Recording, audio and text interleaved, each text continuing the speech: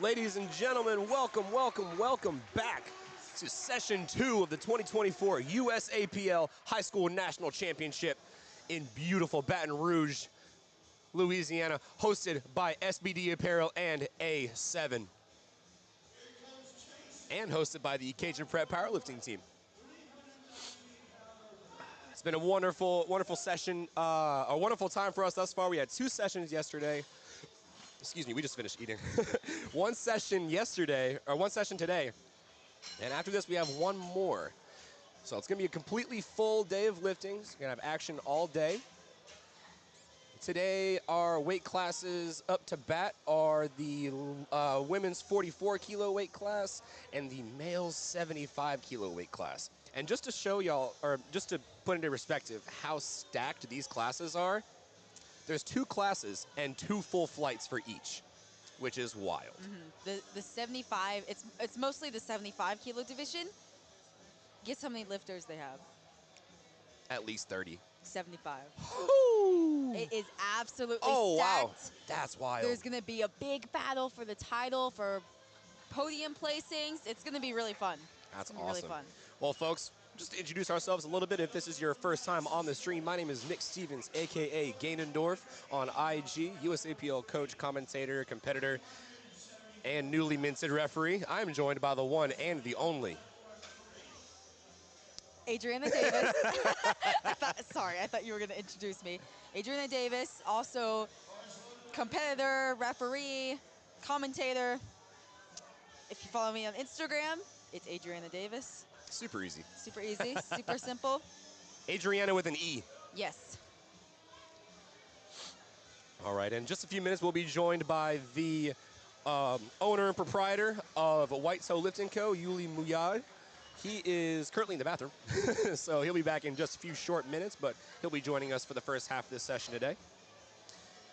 And like I said, folks, we have our ladies 44 kilo and the men's 75 kilo classes. So we're going to see pretty early on, I like to think about, some of the placings, what we're looking at. Based on openers already, we're already going to see some interesting battles going on, like you said.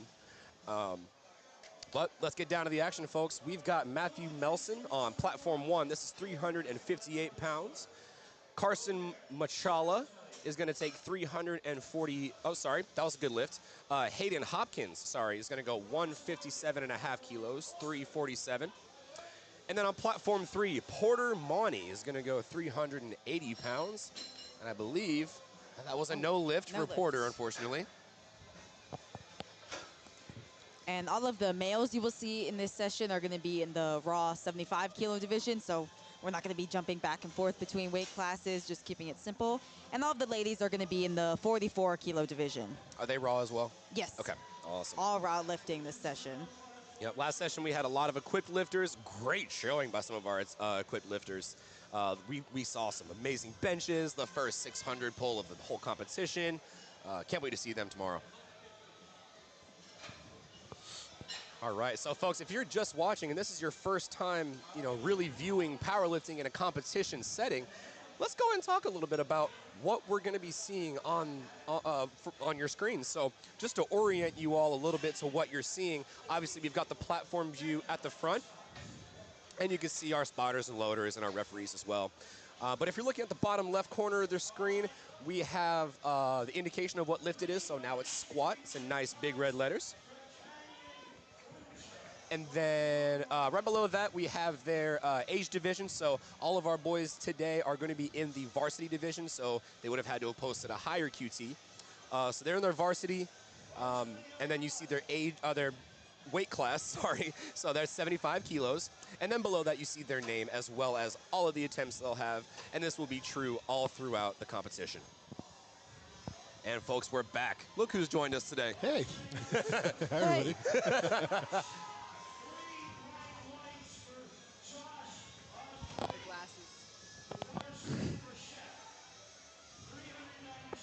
Is that what we're doing? That's what we're doing. I guess I have to now.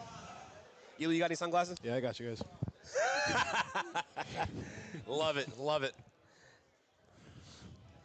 All right. So anyway, yes, folks, that's going to be kind of our heads-up display in the bottom right corner there. That's going to be the easiest way for you to catch all the action. If you want to stay up to date with all of the live attempt changes and lift or attempt decisions, go ahead and follow us and check out the action on LiftingCast.com. Look for Day 2 for High School Nationals for the USAPL. Pick a platform and check out the action.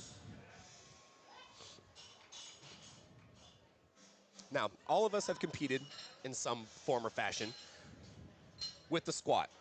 Yuli, tell us about what some of the commands are and what you're looking for those. So for the squat, you have 2 commands, and it's a squat command, and it's the rack command. To be given a squat command, your knees need to be straight, stiffened out. It can't be soft, need to be locked out. You need to be upright with the bar. You need to have full control of the bar. You need to have your hands in control of the bar as well. You can't affect talon grip. There are a few different like grips which are illegal and whatnot. And essentially, you need to wait to get the command from the judge once you're ready. Once you're set and everything's stable. Okay. After that, you complete the squat, go down, back up again. You hit depth, of course. And when we're at the top, you have to lock out your knees again. If you take a step backwards or forwards or to the side, you miss the lift and you have to re-rack. But you wait there, motionless, standing erect until the judges tell you to rack the weight. That's right. And so, kind of on the flip side of that, Adrian, tell us a little bit about what we're looking for kind of on the referee side for these squats. What's the top 3 most important things we're looking at here? The number 1 most important infraction or rule that you've got to follow in the squat is depth.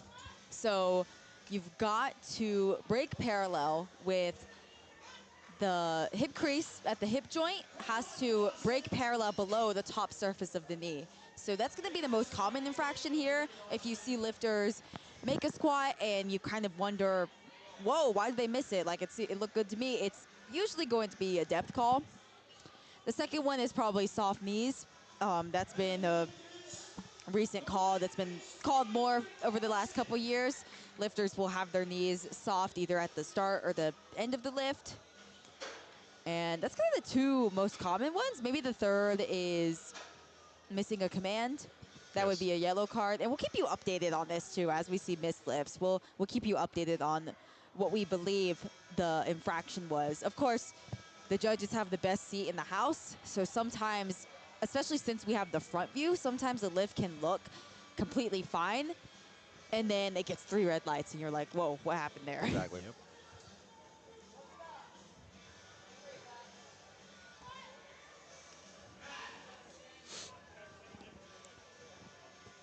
All right, so with that phenomenal explanation of the rules, thanks, fam. We're going to hop into the action once again. So give you a quick rundown of what we've got going on. So platform 1, we've got Richard Comstock. He's going to open with 369 pounds. That's 167.5 kilos. Lucas Miller on platform 2. He's going to be doing 396. I don't know if he was talking to Richard about that one, but a little bit of a funny inverse there. And then on platform 3, Ezekiel Ruiz is going to go 413 pounds for his opener, representing Lexington Powerlifting. And now, like you were saying earlier, these are only 75-kilo men, so everyone on every platform is competing against each other. Mm-hmm. Well, which I think adds a little bit of extra gamesmanship Of course. to it, because you're not worried about 4 or 5, 6 people, and maybe the top 2 that are closest to you. You got to worry about 75 people. Yeah, that's a ton of people. That's a lot. and typically speaking, in instances like this, you find that people are organized based off, I guess, how high their numbers can be, the projected, which we call total at the end, of openers, which can lead to quite a few upsets. If people are opening up with very light attempts and that kind of stuff, you can find that they end up, I guess, like podiuming or maybe even taking first place. Right. You see this happening on occasion. And we don't know what these jumps are going to look like either. no So idea. we might see an absolute freak and he jumps 20 kilos every squat. Who knows? Yeah, forecasted total, it tells a story and it gives us some indication of who could be in contention, but sometimes it can be a trap. Yep. Because like you said, people open light. Some people, they end up bombing out or they end up just making one attempt. Oh. It's unfortunately going to be a no lift for Francis Zeller. How do you get help from the spotters and loaders there? Big shout out to them. What happened? Did he lose balance? What happened? It looked like he was coming forward on the toes a little bit and double bounced, but he was kind of going down already before he tried to double bounce. Oof. So I wonder if he's able to come back for that one. I think it was a misgroove, but we'll see if he's able to come back for that. Let's hope so. Hope he's got the resilience. But yeah, so it can be very tough from a coaching perspective to keep track of everything when you have this kind of a setup. because you're trying to see where you're at on your platform. It's tough enough as it is, particularly when you get closer to deadlifts. If you're watching that over 3 different platforms at different times and so on and so forth, it can be well nigh impossible. Yep. If your platform's deadlifts finish before the next platform's deadlifts do, you know, it can leave you in a pretty tough predicament, Right. particularly if you're trying to get a podium spot. All right, we've got Keegan Matsky, I'm sorry, on platform 2. He's going to be 407 pounds. And Ryan Lee on 3 is going to do 424 pounds.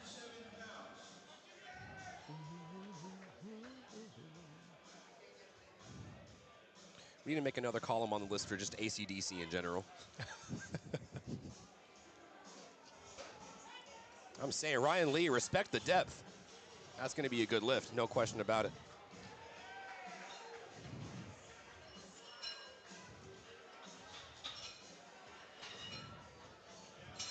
All right, here's Maximus Benke, literally the hardest name of the entire competition. Maximus, yo. The Gladiator. 175, that's 385 pounds.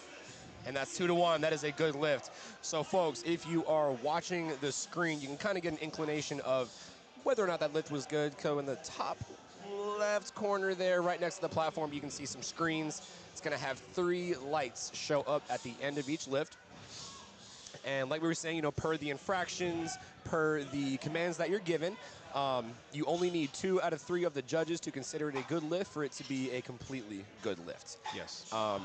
Important to note here, we do have a jury on staff. We do have a jury at this meet, and what a jury is, it's a collection of 3 either Cat 1 or Cat 2 judges, and what they do is they're basically like a fact checker, if you will. So let's say a lifter gets 2 red lights on a lift, but you get 1 white light. Go to the jury, because who knows, there might be something there that they might have missed, the referee might have called something a little bit too hastily, and the jury has the ability to overturn whatever the platform referees say. Now, the odds that it gets overturned, very small, because oftentimes our referees on the platform do know what they're doing and they're amazing at what they do. But every now and then, you know, nobody's perfect. Every now and then we might come across a situation where we go to the jury, and it doesn't cost you anything. It's free. Yeah, exactly. Unless it's 3 red lights, and then in which case it's, what is it, $20? $20. Yeah. Wait. No, you can still contest 3 red lights. If someone gets 3 white lights and you want to contest it, then you can slap down $20. I don't know why anyone would want to contest a 3 white light lift. Like, that's just next level hatred. Ultima Sigma move. That is next level Giga Chad move, and we do not want that. Fong starts playing ominously in the background. Honestly, that's just mean. Like that's a little bit like unsportsmanlike, I feel like. You know, I mean, I guess if it is for your lifter is in first place, someone pulls ahead into first place. It looked a little contentious, but got 3 white lights. I could see it then, but it's going to be very rare. I might do it to Mateo next time we go up against each other. Mateo is one of my athletes. I actually coach Mateo, but occasionally we go against each other like in competitions. Oh, I love that. All right, up on platform 3, 172 was missed by Porter Monty, but we're going up 10 kilos to 402 pounds for Porter Monty. And unfortunately, that was a no lift on platform 2 on depth from all 3 of our judges there. All right, here's Porter, 182.5 kilos. Oh, respect the depth, why don't you? Yeah, I'm not sure what happened on his first Come on, attempt. refs. Yeah, he's in the meat. Come on now. I don't know what that was all about, but it was fast. Yeah, he might have just maybe nerves. Honestly, that first squat is the most nerve-wracking lift of the entire meet. And what we can't tell, folks, on this side, I mean, you can kind of tell a little bit, but missing commands, that's a very, easy thing to do, especially when you're going for, or especially when you're with lifters this young. Mm-hmm. Keep in mind, folks, these are high school level lifters. These kids are between 13 and 16 years old. And the amount of discipline that we have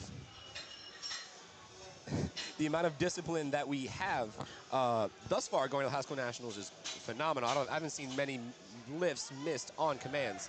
But let's say this is your first or second meet, right? The nerves are 100% there. I know whenever I stepped in front of a big crowd and had to lift in front of everybody, at 21, I was scared. At 14, these kids are rock stars, man. Yeah. Absolutely rock stars. And they're young. They're starting young. That's the big thing here. A lot of the best lifters, like you were saying last session, a lot of the best lifters were made in high school. They started young, and they kept that going. They had maybe an injury here or there, but it's the longevity of it. It's the powering through and building upon solid technique and getting just more and more reps in on the platform. Yes. The nerves do go down to some extent. Yeah, you may still get nerves, but it's the experience that really helps you. Exactly. And here's Luke Lister. He did get a replace command, and it looks like he got a replace command due to soft knees. So, folks, the head referee does have the option to say replace, or is it rack? Replace. Yeah, replace. Okay. They have the option to say replace, head judge does, if they deem that the lifter is not ready for the squat in terms of knees and shoulders. 2-1 on depth for Luke Lister. So this is the first time we're running into this little situation, folks. Now, everyone's got 3 attempts. Let's say, and God forbid, we hope this doesn't happen, but God forbid one lifter misses every single one of their squats. What happens? You would bomb out. Which is? Not good. Facts. So bombing out, that's just our sport jargon for disqualification. You unfortunately are not allowed to post, or not then allowed to post any totals or run for any placings within the competition. You can still lift 100%, but you will technically be out of contention with the rest of the lifters in your class. Yes, your total is marked as 0 pounds. You're not qualified for any records, anything of that nature. Yeah. Speaking of bombing out, Cruz on platform 2 just avoided.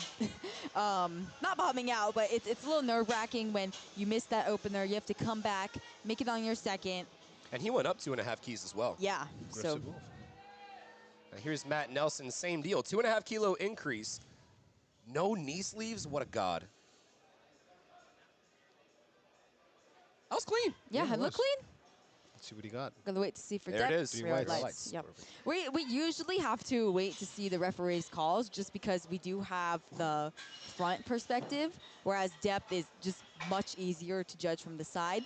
And the referees do, as they say, have the best seats in the house. So typically it could look good from the front, and then you see 2 red lights and you know it's depth. Right. And we're not going to see it so much in this session, but we'll see this in sessions to come, especially with our equipped lifters. You find the suit is extremely restrictive, and so depth is going to be a lot more commonly called on lifters in the equipped division. We're not going to. Hopefully, we're not going to see it too much in this session here. Angel on 1, respect the depth. Buried. That's a good lift, no question about it. That was an easy second on platform 3 from Ezekiel. Same for on 2 from Karsten. Francis Ziller on platform 1 is repeating his lift. Hopefully he gets it this time. And if I remember, it wasn't a depth issue. It kind of looked like he might have had a misgroove. Yes, this is the one that looked like he came on his toes. It was on strength, or seemingly on strength, but it could have very well been a misgroove. Let's see what Francis has over here now. Oh, that's a quick unrack. Rocking A7, presenting sponsor. Oh, Okay. night and Very day. much a misgroove. Very much so. I mean, yeah, he's on the board. Yes. I don't. Like, he's like, see, I don't know what that was. And that just goes to show you, folks, you've got to have a different mindset for each lift depending on what happens, right? So let's say you're going into it, you miss your opener. Oh, I got to change the mindset, got to come back to it. You hit that second attempt. All right, well, I'm back in the game. Now we can maybe go back down a little bit. Maybe we can start to plan out for the rest of the meet. It's important, too, to have a short memory. Yes. Yes. Especially in powerlifting. You Yes. got to have a short memory. You're only on the platform for a minute. Remember it for 10 seconds, and you're gone. Only forward, always on to the next lift. Precisely. You can either choose to dwell or you can choose to do well. It's up to you. Soundbite. Mic That drop. man's pretty good. spitting. Oh, my gosh. Like you said, if you dwell on that missed attempt, it could just Ruins the day. Yeah. Psychology is a very important factor when it comes to powerlifting. Yeah. If you're up there thinking about, man, I missed that squat as you're trying to bench press, you're not making that bench press. Or the RP just climbed 2 points. Oh, bit of a fight on platform 2 from Will. And that's one thing I like to instill, on my lifters, and shameless plug, I like to think this is something I'm kind of good at, is, that lifter psychology, right? Talking to the lifters and really understanding them individually within the context of the meet. Absolutely. And it especially helps if you're a competitor. You kind of know what's going through their mind right now. What can you say to get them in that right mental space to be able to rally back and finish the day strong? Yep, of course. You have lifters who need like emotional support and that kind of stuff, like pats on the back. And you have other people, for example, who busting their chops is actually the move. Mateo, if he does hard and whatnot, I'm not out there like offering like soft consolations, whatever. It's like I'm like, bro, come on, are we gonna lose right now? Yeah. Is this it? And it turns them around. You have other people out there, for example, who need you to say, all right, we got this, and so on and so forth, and basically just to provide assurances. As a coach, it's important to find out what works for each person you're working with. Absolutely. Matt Hernandez, a little bit of side to side there, but I saw no up and downward motion, but it's going to be no lift. Looks like 2 on depth. Ooh. And a blue card as well, so maybe they did see some up and downward motion there. Yeah. Richard Comstock. The lift is... That's a good lift. Good. 2-1. 2-1. Good for him. Charlie Poling walking off the front with the slick belt flick. Ooh, wait a minute.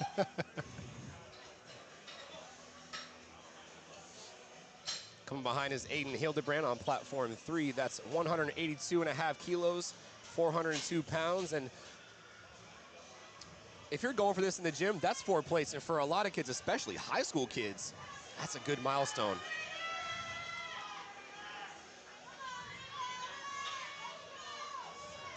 We've also got Eden Aguilar on platform 1, 180 kilos, 396 pounds. Ooh, platform 1 and 3 are going at the same time. Let's see what happens. Aguilar and Hildebrandt. All right, who's going to win? It's not a race, but who's going to win? Ooh, Hildebrandt was high. Interesting to see the 2 different approaches to the squat here. We've got a no lift on platform 3, unfortunately, but like you were saying, that was on depth. But it's interesting to see the different approaches here. You have some lifters that want to feel that control of the lift, right? They want to go down slow. They want to make sure they hit all their points. And then you got lifters who bomb the lift and dive bomb it and recuperate and find that strength out of the hole. Yeah. Kind of like you were alluding to earlier. It all comes down to the individuality of the lifter. Yes. And we're going to see that, too, in their positionings and their different techniques, and especially for the bench press. Of course. Different setups, all that kind of stuff. Right. I mean, it would be so boring if everyone set up exactly the same, had exactly the same form. Yeah. Going along with that, I mean, I like watching lifters that have personalities. Yes, me too. Like, me too. It gets me engaged. Call upon my boy once again, Austin Perkins. I mean, he's electric. Something about the hype about him. SSJ Bob as well. Like, it's another entertaining. Brandon Petrie. Bro. They're just entertaining to watch because they're not just lifting. They're putting on a show. They're performing. Yes.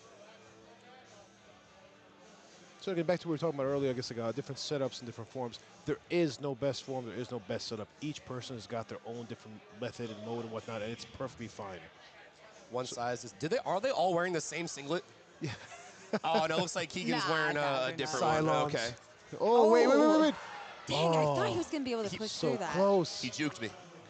And you never want to, you never want to miss a lift in general, but especially on your second attempt, it's going to be tough to come back from. Yeah, right. Like, yes, you're on the board, but you don't want to go away with just your opener. You were saying that last session. You're leaving a lot of kilos on the table by doing that. There is a flip side to it, though. I mean, I find when people, go 1 for 3 on squats, it typically means at least how I try to word it and whatnot, is there's more left and more in store for deadlifts.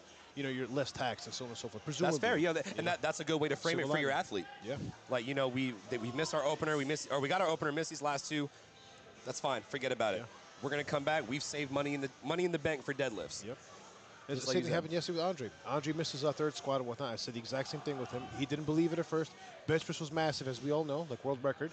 Moved on to deadlifts, and we had to revise his opener by 30 pounds.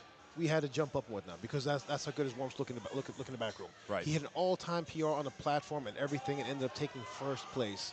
So you're never out. You're not out until you believe you're out. That's right. You know, until the fat lady sings, so to speak. Anthony Nichols coming up to platform 2, going up 2.5 kilos, but missed 200. I want to say it was on depth. I'm not completely positive. Yeah, I'm not completely positive. And we're rolling on third attempts on platform 3. 190 kilos, 418 pounds for Daniel Orellana. Ooh, Anthony, I like that singlet colorway. The light purple with the black goes kind of crispy. I'm a fan. In the chucks, this man's based. Orellana got that. Boom, both lifts should be good. Oh! Come on, come on. I had to put up a fight, and Wow. that is terrifying. Come on, when Deb. you missed Come your on, Deb. opener. I think He's he got good. it. He's on the board. All right. He's on the board. Anthony Nichols has made it. And that is so scary when you miss your opener. You come out to your second, and it's not easy. It's I was saying, it difficult. moves like that. It was difficult. I wouldn't be mad if he scratched his third, honestly. So what is scratching? So scratching is when you just tell the table that you're not going to take an attempt. So what happens when you do scratch? When you do scratch, basically, you scratch, you tell people not going to be doing anything with that. That you're supposed to be skipped there. I think they offer the courtesy. So basically, they let the timer run out by 1 minute. Like typically, as lifters, what you want to do, extend the courtesy to the people before, after you, such that they basically get a minute to recover. If I'm not mistaken, Adriana, if you actually scratch it at the table, like legitimately, I think you just get skipped. There's no 1 minute break or anything like that. Yeah, you have to let them know if you're going to either just put in an attempt for a placeholder or to time out. I mean, Right. Because you But can tell the referees that, but the people that are working the scoreboard on LiftingCast may not know that. yes, yeah. But if you go to the score table, you say, I'm just going to scratch it, they'll just put it in as 0, and then they'll skip you. Yep. And honestly, people do time out for courtesy of the lifters, and I would say that's really useful for a shorter flight. But perhaps in a longer flight like this one, I don't think it would make that big of a difference if you end up scratching. Fair point. Just because if a flight is full, like 15 lifters, it's kind of a long time. So 14 minutes versus 15 minutes, that's not going to make too big of a difference.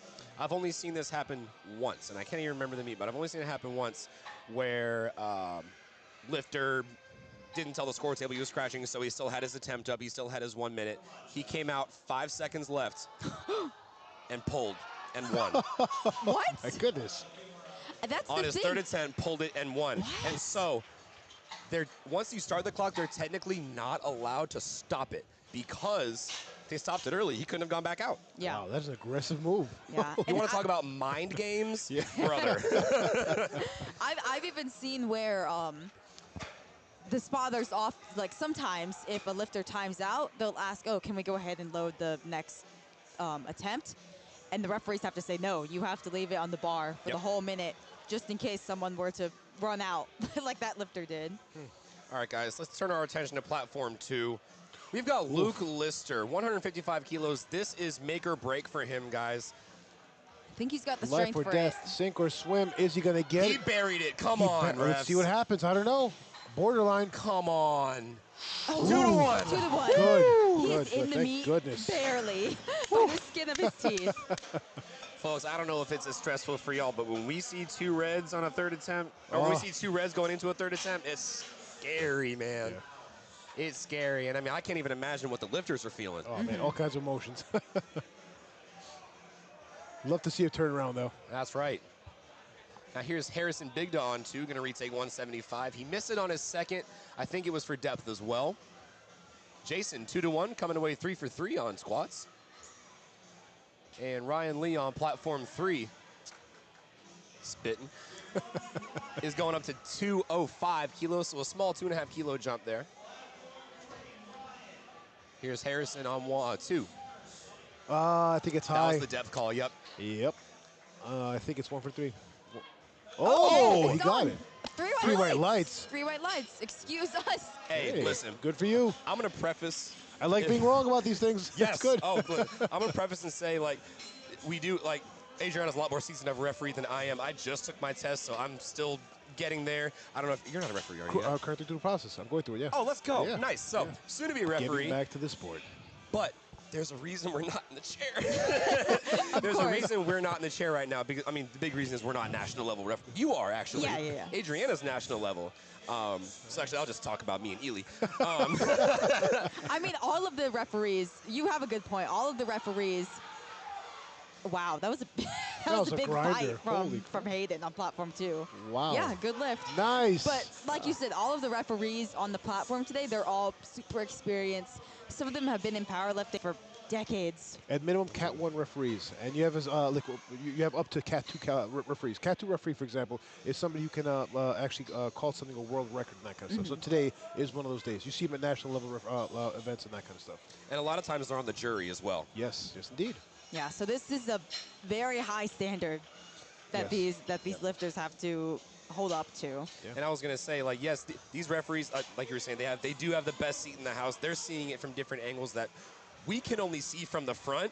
So the chances of us making a call right is probably It's going to be tough. 50-50. Yeah. Yeah, they're 2-1, no lift. Speaking of, I thought he hit that. yeah, I did too. I thought he just hit depth, but from the side is where the referees see that it was high. I mean, these referees are literally just a few feet from where the action is happening. Yeah, we are literally across the building. So we have to say, like at younger meets and whatnot with newer lifters, you tend to see a whole lot of red lighted attempts and missed attempts and so on and so forth. I have to say, for this session today, for session 2, not that many, relatively speaking. No, it's pretty good. People are shaping up. Yeah, last session was admittedly a little bit rough, you know, looking at the numbers. Some would call it a bloodbath.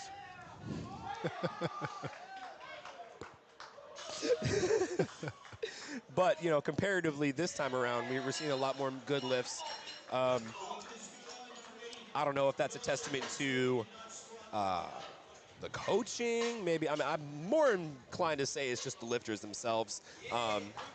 And, you know, experience is a big issue there. I think it might also have to do with time of day. I mean, like, you're looking in the afternoon right now, people have slept enough, apparently, you know, had a chance to eat a meal or two in, and, you know, probably more primed to do what they need to do. That's in the true. morning, you're groggy, you're hungry, you know, probably depleted and whatever, and so you're more likely, I guess, to have a rough time coming in than otherwise. Oh, they're in high school. I have no sympathy. They should get up early for school anyway. I have no sympathy for that. No, I do. I absolutely do. Sleep is probably, if not the biggest factor. That was a big fight on platform 2 for Will. 2-1. 2-1. Good for him.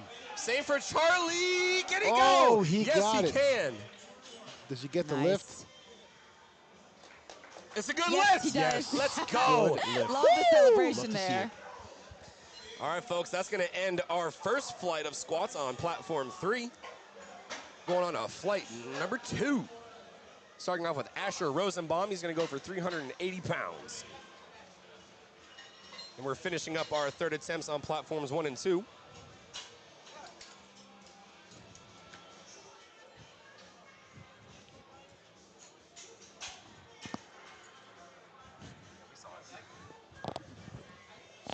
All right, we've got Carson Machala on platform 2.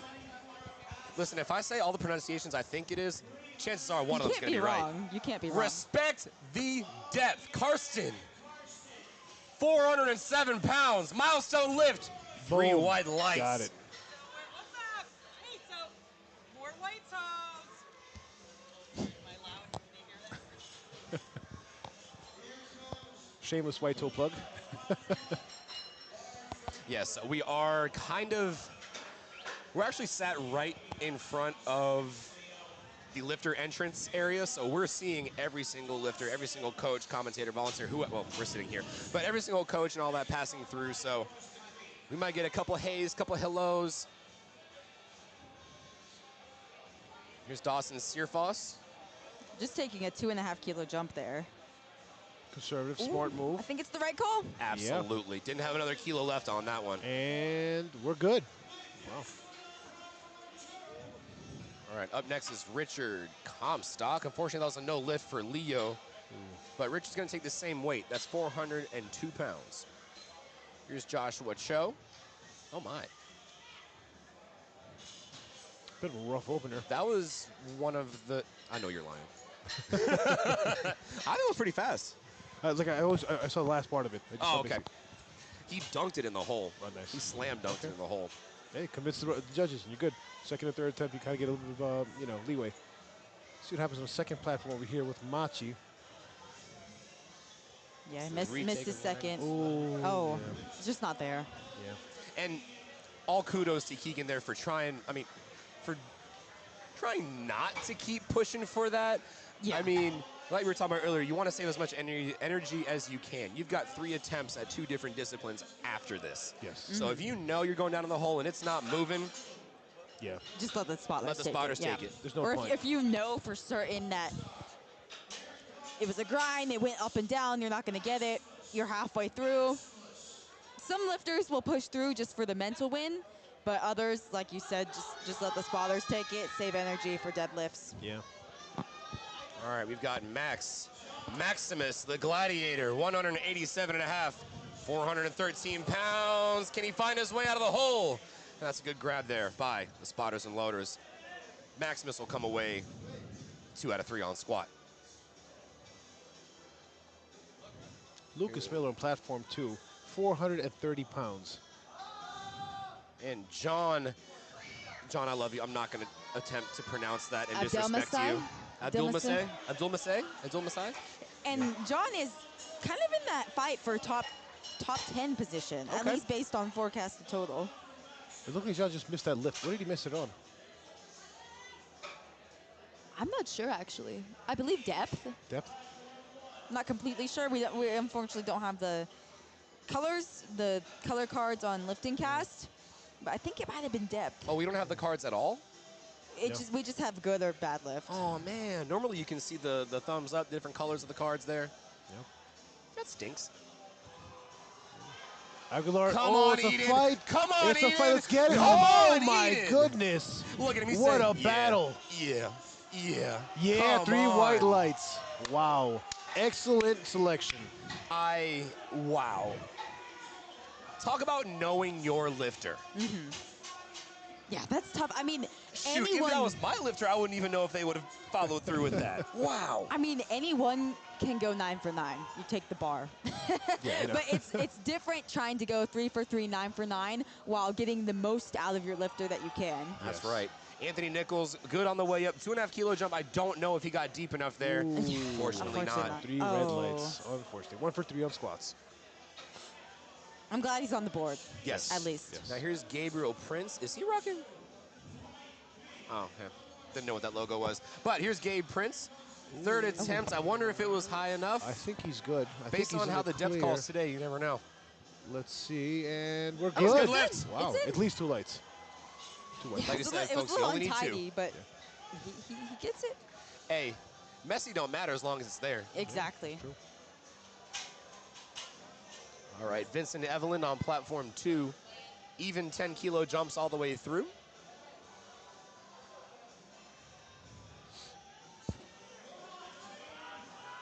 Textbook. Wow. Yes. Textbook. Oh, Oh, goodness. no. So he just Oh, lost he balance misses at the the top. lift. And that was probably the heartbreaking best to grab see. I've ever seen by the Yes. spotters and loaders. Yes. Because that could have Amazing gone job. downhill very fast. Yeah. Yes, it could have. yeah. Good Very catch by them. unfortunate because it was a great lift, It was beautiful. but he just lost balance at the top. Hey, at that point, I still count it as my PR. We're running it. I honestly would too. That is one of the downsides of a low bar. Things like that do take place. Wrist cocks back, and that's it. That's all she wrote. I know you mentioned low bar. I mean, might be good for the audience to know. Low bar versus high bar. Those are the 2 kind of squats that we'll see, and that's based off of just the bar positioning on the back. Yes. So high bar is going to be obviously a lot higher, closer to the neck. It'll allow the lifter to be a little bit more upright. It'll allow them to use a little bit more of their lower extremities, a little bit more of their glutes, quads. Conversely, with low bar, it's lower on the back. You have a decreased hip angle, and so a lot more stress is going to be placed on the hips, the back, the hamstrings. And like you were saying, there's always that risk if you don't have a strong enough shelf, where that bar sits. Yeah. If you don't have a strong enough shelf, you're very likely to roll that bar back. Of course. And with a low bar, you're really pushing it to the extreme. Right. Andrew Reed, please let that be a clean 3rd attempt, judges. I want to see Ooh. it, and we do. Oh, man. I was watching platform 2. Unfortunately, Mock does not get his 3rd attempt squat. He did take kind of a big jump Yeah. to it. bit aggressive. On platform 1, we have John Hogan with a 430-pound squat.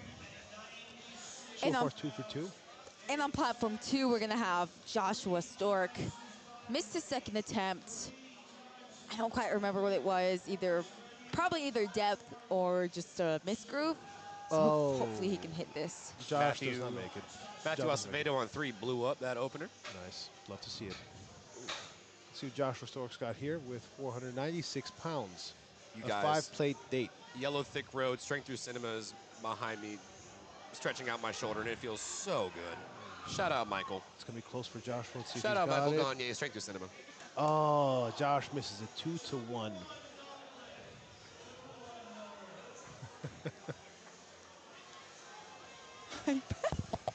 Oh, hold on. Nick is melting right in front of us right now as we Not really, speak. I'm turning into a dissolving puddle. into the seat. I'm losing my words. Hold on. Hey, we gotta have a little bit of fun behind the curtain. Come on now.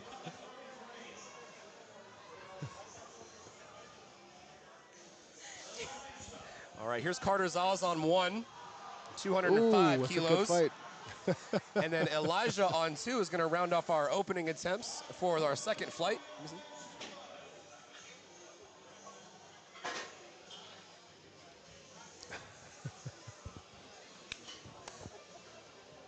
Give me a warning so I don't look so chubby next time. Goodness gracious. Nah, it's okay. I asked for this belly. Anyway, Matthew Mott on platform 2, 142 and a half. 314. Well, we're going to call it 315. 3-plate date for an opener for Matthew Mott, representing Cross Lex Powerlifting Club. Oh, I think there was, I was listening to meet director Travis Warner, is also the coach of the Cajun Prep powerlifting team. He was saying that we have, I believe, 45 out of the 50 states represented Wow. this weekend at That's High School phenomenal. Nationals. That is wild. Lifters from literally all across the country, all corners of the country, converging on Baton Rouge for high school supremacy. Fun fact also, this is the highest selling high school nationals in USAPL history. Wow. There's 850 people signed up for this meet. Golly. Love to see it. Connor Laughlin, platform 3. He is currently forecasted first in the class of 75 people. Wow, So that is he's emotional. gonna Come on, be in Mario. he's gonna be in a big He's bloodbath. opening with 474. Did I miss? What? Yeah, He just opened with 474. yeah. He could be crossing the Oh, some 500 big mark. boys here. Yep. These are the heavy hitters. Yeah. Oh man, we are in for some action today. I mean, it's really humbling. Like, Wow. they're in high school. That's He incredible, just dude. opened with 474. But not only is he in high school, and not only is he an absolute monster, That was the first squat of that. that too. This is his opener. And Yeah, I mean, I know. Kyle Kim's going the exact same route. Yep. It's just getting heavier and heavier. Yeah. But folks, Wow. you know what's crazy? These guys are 75 kilos in body weight. Not even 160 pounds. Oh, come on. See the call. He gets That's it. going to be a good lift. Good stuff. I mean, this is how you know that powerlifting is coming up, when it has access to such raw talent. When you see these freaks showing up into the ranks and performances at these ages, that's how you know it's become more accessible. That people are really getting into this. I was just telling Adriana earlier. Yes, I want to call you Adriana. Adriana. That's what I thought. Okay. But me and Adriana were talking about earlier. These kids are starting young, Yeah. right? And we even talked last session. You know, some of the best lifters started young, started in high school, and it's really the longevity of it. You know, how long can you stay healthy in this sport? I mean, you can get someone super strong, super fast, but are they going to get hurt later on down the road? Are they, you know, maybe are they going to get burnt out? You never know. But it's the longevity of the sport. We find the best lifters across the board are just in here for longer. Of course. Well, you have to take a look. I mean, like the best lifters who are out there, like Ashton Rauska got started at young age of like 12 or 13. You know, John Hack, same thing, started off in his teenage years. And they're Larry still Wheels on started sport. at 12. Yeah, he did. He also started cycling at 14. Adrian, platform 3. He's going to finish off the flight with 220 kilos. Guys, 485 pounds for his open. He's a big bicycling enthusiast. And Adrian's going to be in the fight, in the bloodbath for the title. He's coming for it all. Yo. That is, Yo. yeah, monstrous. Also, Humbling. Callie Whitaker, what the heck? If she went any deeper, she'd be in Timbuktu. I said China last time, so I'm just going to say different countries each time. Respect the depth, folks. Yeah, love to see it.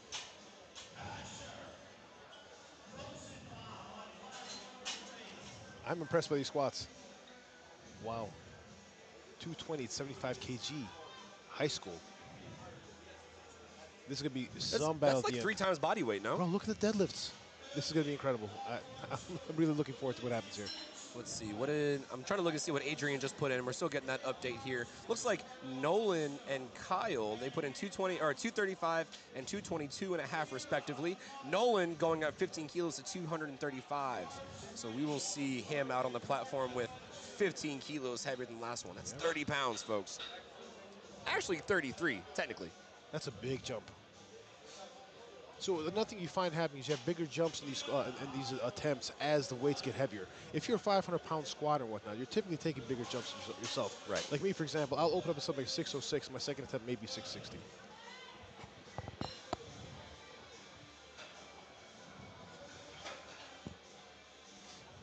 All right, cruising on to second attempts already on platform 3. Josh Cho's going to go 418 pounds, representing Cajun Prep powerlifting team, our host for the 2024 USAPL High School National Championship. Here's Kiana on platform 1. Very narrow stance, very Oh. close, compact. Oh, Did she goodness. step? Oh, she lost it. She took a step backwards, That's lost nerves her right balance. there. You can tell she's nervous. She'll bury it in a second attempt, I'm sure. Oh, yeah. Because now she knows she has it. Yep. Yeah. You already come up Yeah. with it. Yep. She B-stand squatted that weight, so she's got it for a second attempt. Right. All right, Riley Elke on platform 1 from Nina Powerlifting out in Wisconsin. It's going to go 159 pounds. That's 72.5 kilos. And just a reminder, these lifters on platform 1, they're in the 44 kilo division. Like less than 100 pounds. That is 88 pounds body weight. That depth was crazy.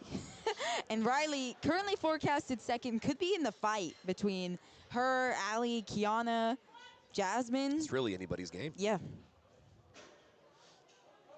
And like we said, folks, we were only seeing the forecasted placings at this point, so literally anything could happen. Who knows? There may be some crazy jumps out of nowhere. Some, I mean, Missed God forbid, attempts. but someone might get hurt, and that might affect some things. Something may happen on the platform that affects the timing of the lifts, and that has downstream effects. So it really just depends. We're going to have to see how this plays out. Yeah, we can kind of see the meet come all together by the time deadlifts start. Yep. We see people jockeying for placing. There's no way to tell right now what's going to happen in the end. There's Of course. literally no way. Yep. Missed depth calls. You're going to have what you call like jump commands, all kinds of things. Potentially, God forbid, but potentially somebody gets injured, whatever the case happens to be. These are all possibilities we've seen in the past in powerlifting. Here's John on 3. John, Please, that looked borderline. Based off of what the judges have been calling, that looked borderline. Oh, yeah, I know. I don't Please think he be a made good it. lift. No, it's not a good lift, unfortunately. And that was a 5-kilo increase. Yes. His back is against the wall here. Yes, it is. Really against the wall. I mean, he could send it. If you repeat at 195, he would absolutely get it, just bury it. Send I it would home. repeat. Yeah. I think I would repeat as well. I mean, he moved it really well, all things considered. Yeah, it moved well. But this situation, the bird in the hand is worth two in the bush. You just go that much deeper over here to make it happen. Yeah. That's right. And again, it just means more deadlifts. Now, conversely, let's say we're like, all right, I got to get down this time. We sink it too far, it buries him. He might not bury Yes. it buries him. Which is why you don't want to go any heavier. That's right. This is a weight I feel like he'd be able to get. Yep. Yes. Yeah, hopefully we see him repeat that, especially since he is in contention for placing within that top Yes, I 10, know. top 5 You'd be spot. ashamed to see that happen. Yeah. Let's It's see if he really, gets it. that's why you never know what's going to happen on game day. Somebody could be stronger than another person, but the platform is completely different. 100%. It comes out like the strategy. There's so much going on behind the scenes that people don't realize. Listen, once you step on that platform and all the lights, all the music, and everything hits you, it's an experience, ladies and gentlemen. If you've never powerlifted, I would highly recommend it. You're never too old, never too young. But if you ever get to compete and you experience that, I mean, your adrenaline's going crazy, your nerves are everywhere, you're trying to stay focused on the things you have to do on the platform. It's a lot for some of these lifters. It can be a lot. It is. So John Abdelmessi has indeed chosen to take 195 again for his third attempt. Hopefully he makes it. We've got Nicholas Katzman on 2, 363 pounds. Pedro Linares on platform 1, representing Nevada Barbell. He is a guest lifter today. Adrian, what's a guest lifter? So at these national level meets, you have to lift within the weight class that you're elected to. You can change your weight class up to until about 2 weeks out. But if you miss weight, you have to compete as a guest lifter because it would be considered unfair for someone to, you know, move up a weight class and compete within the weight class up. Just because someone could be in contention for the title while being at that lower weight class but weighing a little heavier. And it's just considered a little unfair to go down the weight class when the coaches, the lifters, don't see it coming. We want the roster at these national level meets to be solidified within the weight classes by 2 weeks out. Of course. It happens to the best of us, though. I mean, you see it happening repeatedly against powerlifting, whatever. There are quite a few instances where this happens. Happened some years back, if I remember correctly, to Daniela Mello. It happened recently at PA Nats to Gavin Aiden. He found himself, was it 6 pounds overweight? So it happens to everybody, you know. Well, it happens to many people.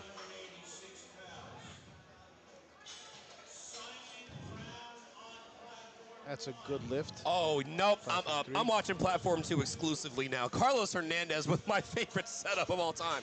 This kid's a performer, I can tell already. Did he jump the start command? I hope not. Oh. Hello? A little bit of a tough opener. Okay. I'm wondering on that start command, too. Yellows. Yep. Jump the command. You hate to see it. And it looked like just barely, too. He put his hand, he's like, dang, that's crazy.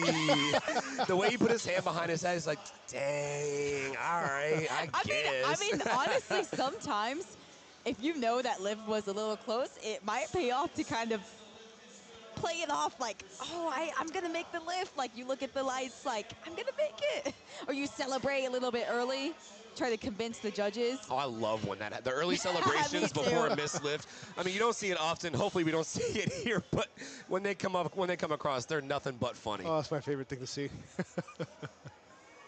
Lee Erickson, very wide stance there, very hip dominant. Ooh, makes pretty low bar. Depth, though. You got away with it. Yeah. Yeah, when you get your high bar squatters, you're, a little bit more of a narrow stance. Your knees are pointed more directly in front of you, and so it's a little bit easier to see how far you're traveling down, and that hip crease is a lot more visible. When you're relying on a wider stance, you have to rely on your hips and your lower back for that depth. It's going to be a little hard because not only are you essentially squatting against a straight line, because it is a straight line from your knees to your hips, but, oh, dang, I lost the second thing I was going to say. There's a whole lot taking place within the hips themselves. The labor and all that kind of stuff, the insertions and the angles. So 2 people who come to mind who actually do this very well still affect depth without any issues. David Wilson. And the second person also, Sean Noriega. Okay. Ashton Rauska. Yeah, Ashton does have a pretty wide stance, doesn't he? He dunks it. Much to his credit. His adductors must be as big as his biceps. Now I'll say this. Huge. Ash is a freak. Yes.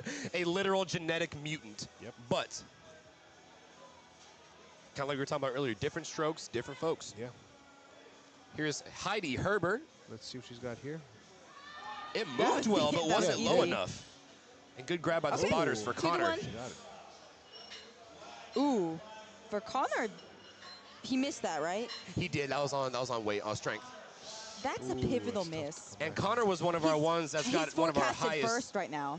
Really? Yeah. So if he ends up, I mean, I imagine he's going to repeat that way. If he comes back on his third and misses that again, that really leaves a ton of kilos on the table for some of his competitors to come from Yes. behind. Honestly, I hope he does that. I think he realized coming into this that he was in contention for first place. And looking at his opener, which I actually remember, like we had a test reaction to, it was decidedly heavy for an opener. I don't I know thought if so he's going to be able too. to rebound in the third attempt over here. If I was him right now, I'd probably scratch this attempt and move on. You know, Okay. see if he can salvage the day. Maybe reconsider deadlift openers. I don't know whether he had a tough cut or what the case happens to be, but clearly there's an issue there. Oh, Right. you know what? Actually, this is Connor right now. So then I believe who that was the just before last Connor? lifter who missed it. It was Oh, that was Carter Belair. Carter Belair. That's Carter right, yes. Belair. Excuse us, Connor. We meant Carter. Carter, yes, yes. Now, Connor is going up to 222 and a half. Carter Belair, right before that, missed at 485. Yes. So here's Connor on platform 3. Gaining some pivotal kilos here. Heaviest squats of the session so far. Okay. It looked good. It looked like a good second. Oh, I knew it. I knew it. We're you going to looked see at that a me lot here. and I was like, oh. So what we do is before each attempt, we all kind of look at each other and we're like, and Yuli and Adriana were both like, oh yeah, and I'm like, It was close. He missed it on depth. It looked like he had it was close though. I mean, it was. It was really couldn't close. be closer. It was really close. Yeah. And like we said, those kilos are pivotal. Yes. Pivotal. Because now you've got lifters like Kyle. Kyle coming up on platform 3. And then all you of these got- lifters like down to I mean, Adrian and Nolan. I mean, they're yeah. coming fast. Yeah. I know. I mean, right now, Adrian's now. Oh wait, no, that's just on openers. It's a tight heat though. If you It's take a just look at the temps forecasted, over here, yeah, but- bench press versus squats, whatnot. This is gonna be a battle here. It's like a 4-way battle we're looking at right now. It's going to be tight. It's gonna be entertaining. It's always the 75s and the 82s that have the most battles. I'm Yeah. such a That's fan of that. That's just because there's more of them. 75, 82 and a half, and 90 are the most like populated weight classes. Yes. And there's a steep decline up to 100, 110. Yeah. Chris Connell, 2 white lights.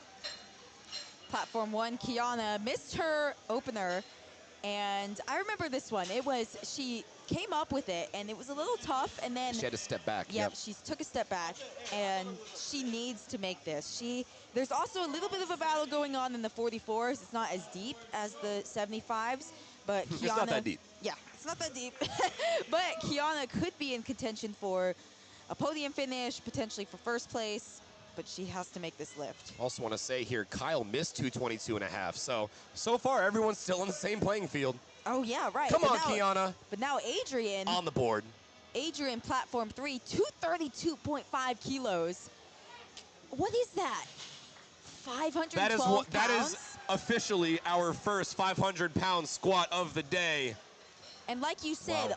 all of his Wow. competitors, or a lot of them, missed their second attempt. I'm going to say right now, if Nolan hits this, it might be a little bit of a closer battle between Adrian and Nolan for first, but then we've got Connor and Kyle running for second right after.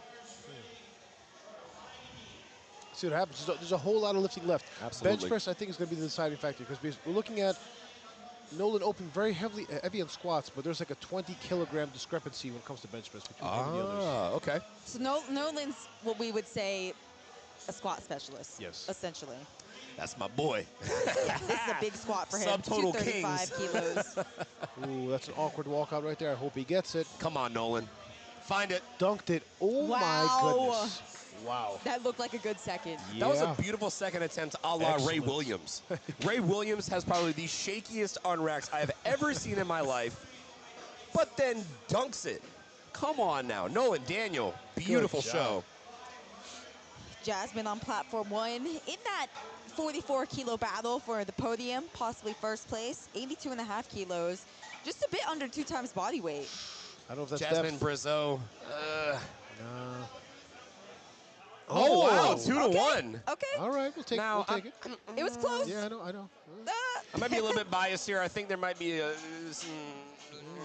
I mean, the judges do have to give the benefit of the doubt to the lifter. Yes, So yes. if anything blocks the way, a spotter gets in the way, you That's just true. miss the lift. That's important too. You're not Yep. sure. If you're not 100% sure, you cannot give the red light. You have to give the benefit of doubt to the lifter. Platform 3. John Abdel Messi. Facing bomb out. Let's see if he gets this.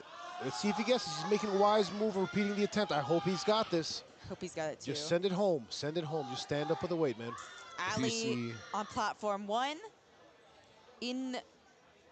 Forecasted first as of now for the 44 kilo class. Come on, John. Oh, it was Unfortunately, unfortunately. confident walkout. Good depth. There we go. You Where was can't this get- in the first? come on In the now. opener? Let's see. He's absolutely got it. Boom. Yeah, boom. Good. He is in the game. Yep. Yes. In the meat. Love to see Hey, it. good sportsmanship there, giving a handshake to all the referees after what was arguably a very tough squat session for him. You love to see it, man. That kind of maturity is a great thing. It's a great reflection on the sport. You don't and even the see that in the coaches. open classes. Yeah. You don't even see that in the masters classes. The fact that these kids have the etiquette, the courtesy to reach out to the referees, thank them for all their hard work. No, it's awesome to see, man. So knowing me, if I missed that attempt, I'd be storming off. But no, excellent, excellent job. Now time to regroup for bench and dead. We're on the board. Let's see what we have here. Boom. Pedro Linares on platform 1, 132.5. No knee sleeves, no wrist wraps. No problem. Oh, what a grind on platform 3 from Asher. Very close stance. That's a good lift. Wow. Yep, good lift. Josh Rachu on platform 3 is going for 195 kg, a 430-pound squat. Yo, we're getting up there. Oh, yeah. We are climbing. We're already in the 500s. I'm curious to see where deadlifts end. Got to be in the 6s. Do we? What's the heaviest opener for deadlifts we have? Does that say 260? Yes. Dog. Wow, dude. Dog. For So- those of you that don't that know, is from Connor Laughlin, so he will likely have the last say. And I imagine he's going to pull for the win, no matter what. and 260 is upwards like 560, 570. Not a big jump from 600. We're absolutely going to see it loaded today. I think so. Wow. Andrew Chen, what a way out of the hole there. Good grab for Josh Cho.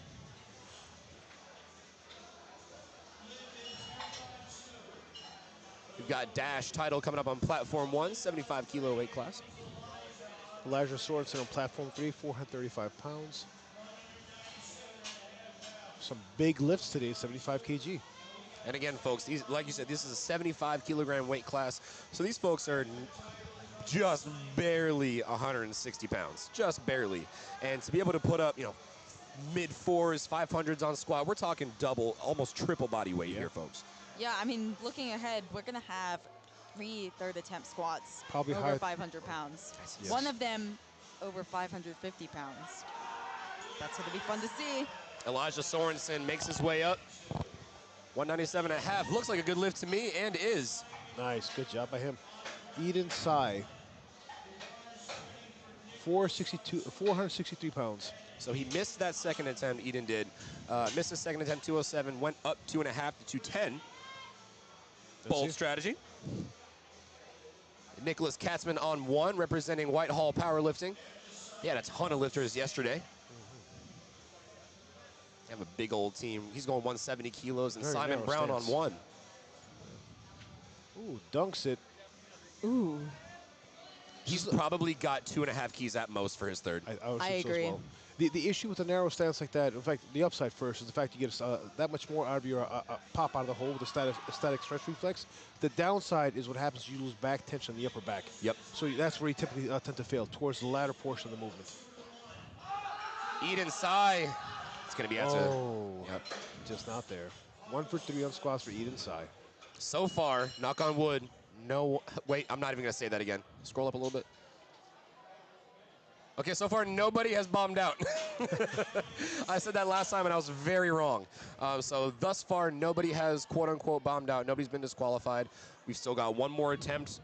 So yeah, and then we're almost done with our squat coverage, and we take a 10-minute break while we get set up for the bench press. Sam Volkman, Nina powerlifting product with 177.5. That's a good lift. Carlos Hernandez, are we on the board now? We are. 3 white lights. Ethan Tran, 212.5 for his third attempt. He is in that battle for the 75 kilo title. Can he go 3 for 3? Come on, Ethan. Ooh. Wow. That's going to play a huge role later down the road. In these battles, I think. Oh, no, he didn't get it. 2 to 1 on depth. Wow. No lift. Wow. He still goes 3 for 3, and he only took a 5 kilo jump, so that's kind of one of those situations where you've just got to move on. Yep. You just got to move on to the bench press. Braden Thatcher, 2-1, that's a good lift with only a 2.5 kilo jump, and it moved like that. I think he's probably got a little bit more in the tank there. Heidi, 55 kilos on platform 1. Oh. It was easy. Let's see the depth. Yeah. 2-1. 2-1, no lift. That was close. You have the option to contest it. Yeah. Here's Connor Fields on 3, 215 kilos.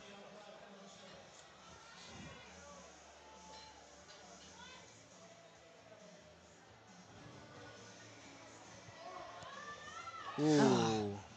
Good work for the spotters for waiting. I'm going to say, shout out to that back spotter especially. He was on it. Yeah, and especially waiting to see if he could grind it out. You've seen spotters take the lift early, take it away. Also, one to shout out. I'm sorry, I have to pause you. Jillian Riley, she missed that lift, unfortunately, but when the spotters grabbed the weight, they picked her up with the bar.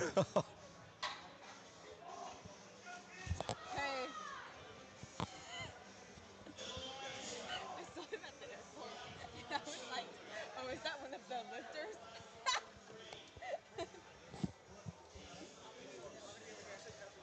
We got a sustenance run.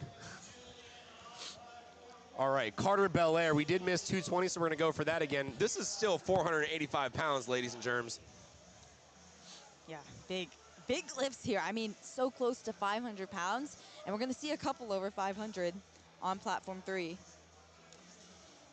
Oh, Kira Duel, good catch from the spotters.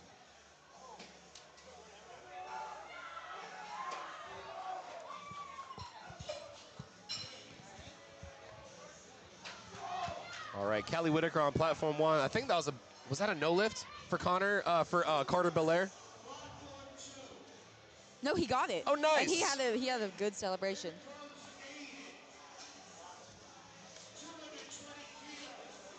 Folks, we're getting to the heavy stuff now.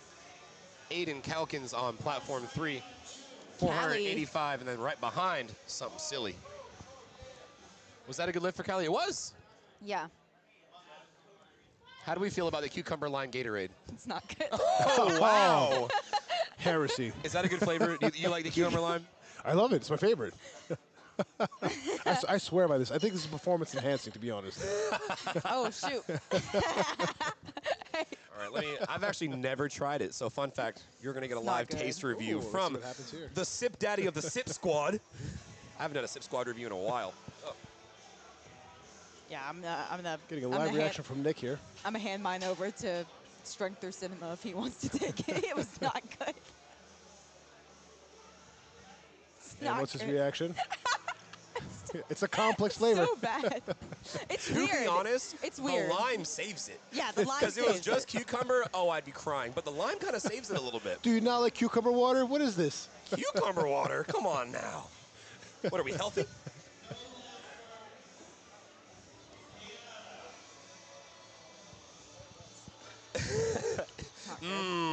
A bottle of my finest green. Now, right. Connor, platform 3, missed his second attempt.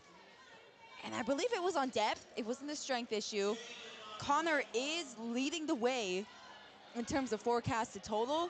I think it's because of that big old deadlift opener. Yeah. Huge. I think so too, but he needs this lift. He needs these extra 7.5 kilos. Come on, Connor. Ooh, Jaden, can he come out of the hole? Yes, he can. Oh, my what God. a grind on gosh. platform Wow. 2. You want to talk about straight up pausing Does all he the get way it? up? Yes, That's a 3 good white lift. lights. Woo! Way to Come be. on, baby. Wow. Did not leave an ounce on the platform. Man, that's what powerlifting is all about, man. Yeah, I'd love to Right. see it. Gotta love this stuff. Riley, platform 1, in that 44 kilo battle, ends the day 3 for 3 in the squats, 80 kilos, Where's she projected? second. Nice. And it's close. It's going to be tight It's only between 7.5 her. kilos so far. It's going to be tight between her and Allie and Jasmine. Connor Laughlin. Speaking of Jasmine, she's coming up to 85 kilos. Connor's repeating his attempt at 222.5 Yeah, kilograms. Connor needs this. 490 pounds. Let's see if he's got it in him. Oh, Christopher, unfortunately, no lift. Platform 2. He's setting up here. Getting ready to unrack. Solid walkout. Jasmine. Oh, gets the lift. I Got thought it the was lift. close on depth, but she gets it. Connor gets ready. strong descent. Good depth Come over here. on. Oh, Depth looked good. great It finish. looked good to me. Let's That's see. a good lift. And sure enough, it is a good lift. Listen, you can't go out like that in the Team USA singlet and not hit your third attempt. Come on. What a clean run. Wow. Excellent job there from Connor McLaughlin. He solidifies that 222. It's going to make a fun game. Ali, platform 1, leading the way so far in the 44-kilo battle. She missed her second attempt, and it looked like strength. She needs these 5 kilos to stay within Come that battle. on. Lost positioning. She is still going to lead the way, but now that kind of opens the door Yep. for the other couple of lifters. And we never know. I mean, Riley might be a deadlift specialist. Of course. So we never know. We're going to see the action unfold. Platform 3, Kyle Kim's going to add 2.5 keys to his missed attempt. Let's see if he gets for it. 496 pounds, just a hair shy of 5. Come on. That's a little bit high. Go either way. I don't know if Deb's going to be there. I thought it was good. And it is. It's a good lift. It's a Wow. good lift. Wow. You got Way it. to go. Good for him. Way to come back from that missed second. I'm saying. Monstrous. Matthew Acevedo with 230 kilograms, 507 pounds loaded on the bar. Oh, I love his competition singlet. That's like shiny gold. Walking up That's platform hard. 1, we have Robbie Murray, and he gets it. Same with Ricardo Navedo on 2. 2-1. And now, Matthew. Acevedo. Again, I feel like I'm a broken record saying it over and over, but the 75-kilo battle is just so stacked. Matthew is another one of those lifters in contention for the title. So let's see what he's got. Matthew He made a big Acevedo. jump, too, 12.5 kilos. We're into the Aggressive. 5s now, 507. Oh, he's got it. Oh, my It goodness. looked like a second attempt. See what the judges wow. say. That's good. That has to be good. It's good. Yeah. Wow. Wow. And wait, go Matthew. Yeah. Honestly, That was crazy. For jumping 12.5 kilos, over 500 pounds, and to handle it with ease. Whatever It's so creases. funny because you go to these higher level meets, you go to the open, collegiate, maybe even some masters meets. You see kind of the same play calling across the board. Rarely ever do you see people miss and then go up. I've seen that way more in this meet especially than my entire lifting career.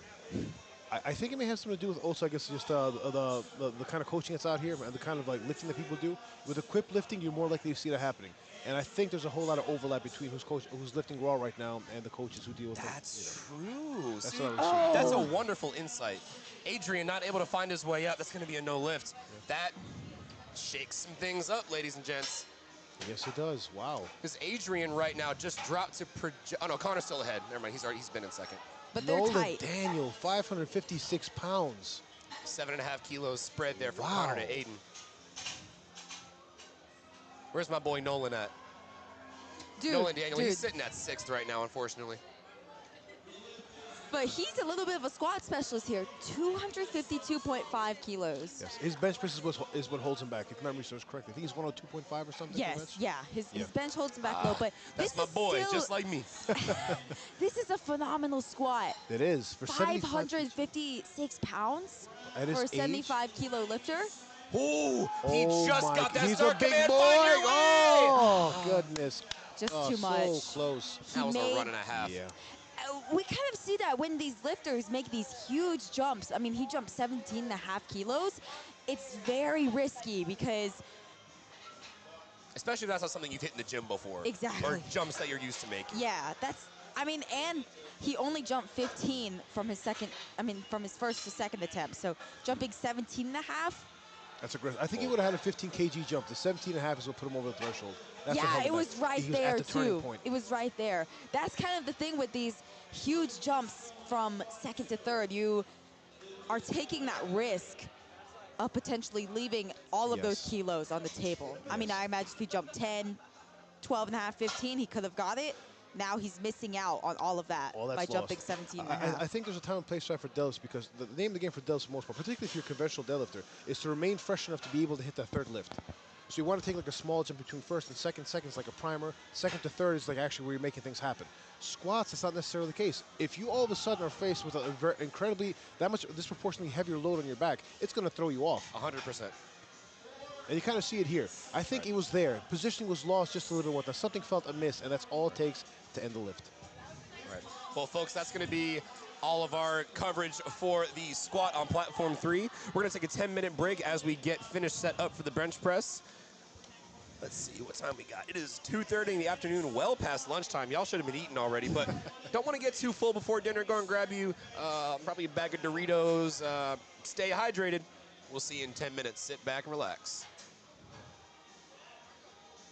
Oops.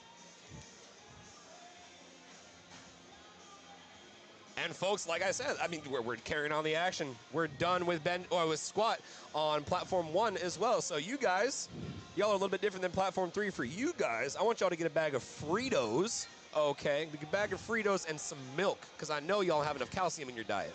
We'll see you in 10 minutes. Don't go anywhere.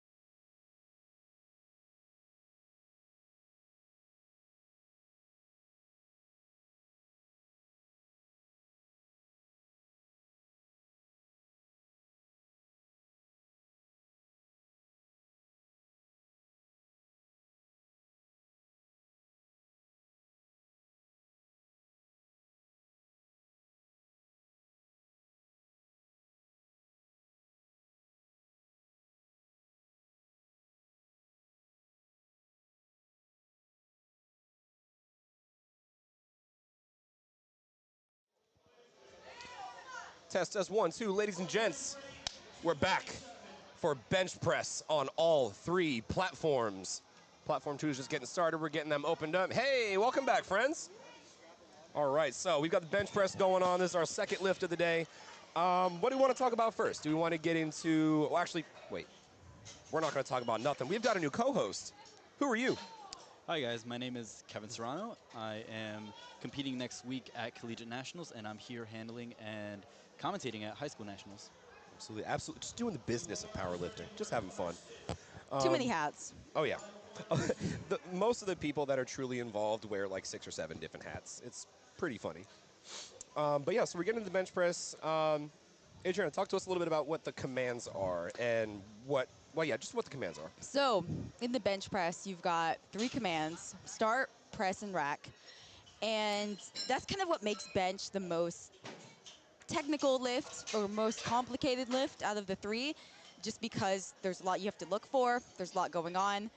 As Carson just displayed on platform 2, you got to wait for the start command, wait for the press command at the chest once the bar is motionless, and then once you lock out the bar or lock out the lift, you've got to wait for the rack command as well.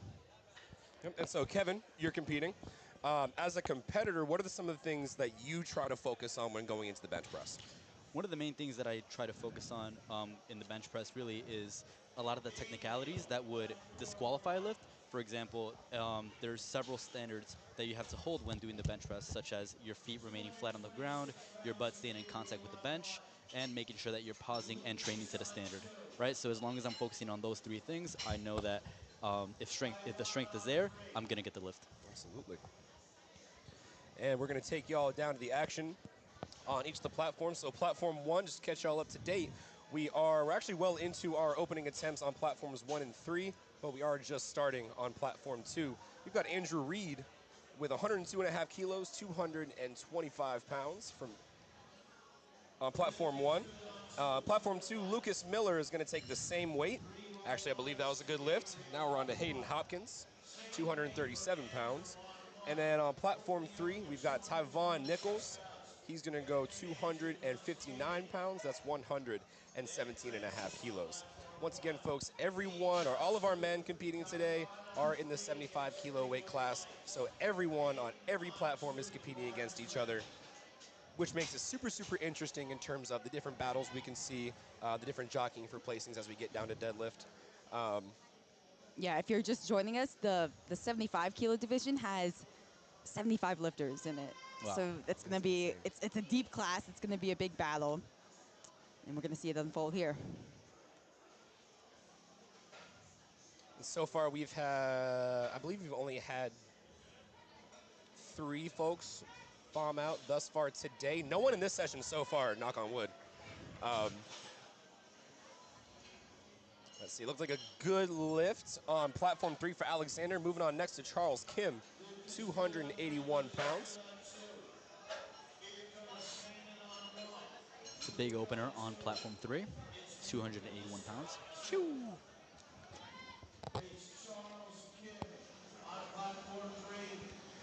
You're quiet, Kevin. No, I'm kidding. All right, so like we were talking about with the squat and, kind of same but different, we're going to see a whole lot of different styles on the platform, right? We're going to see different grip widths. We're going to see high arches, low arches, soft touches, sinks. We're going to see feet wide, feet narrow. What are, I guess, Kevin, question for you, what are some of the advantages or disadvantages of wide grip versus close grip? When you think about the bench press, right, and really any lift, if you can decrease the range of motion, the distance the bar has to travel on a given lift, that's going to expend less energy. So if you have lifters using a max grip, which is their index fingers wrapped over the bar, over the ring on the bar, that's going to create a short range of motion for the lift, meaning that the lifter has to expend less energy getting the lift from point A to point B.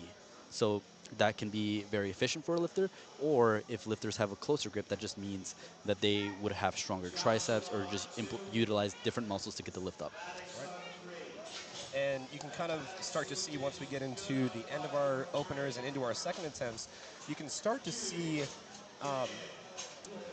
like how those different grip widths are going to come into play. You know, oftentimes folks with a little bit of a closer grip are pretty strong off the chest, but they have a hard time finding their way through lockout when it gets heavy. Conversely, for wide grip, you've got pretty tough time getting off the chest, but once you go, all it takes is a quick lockout.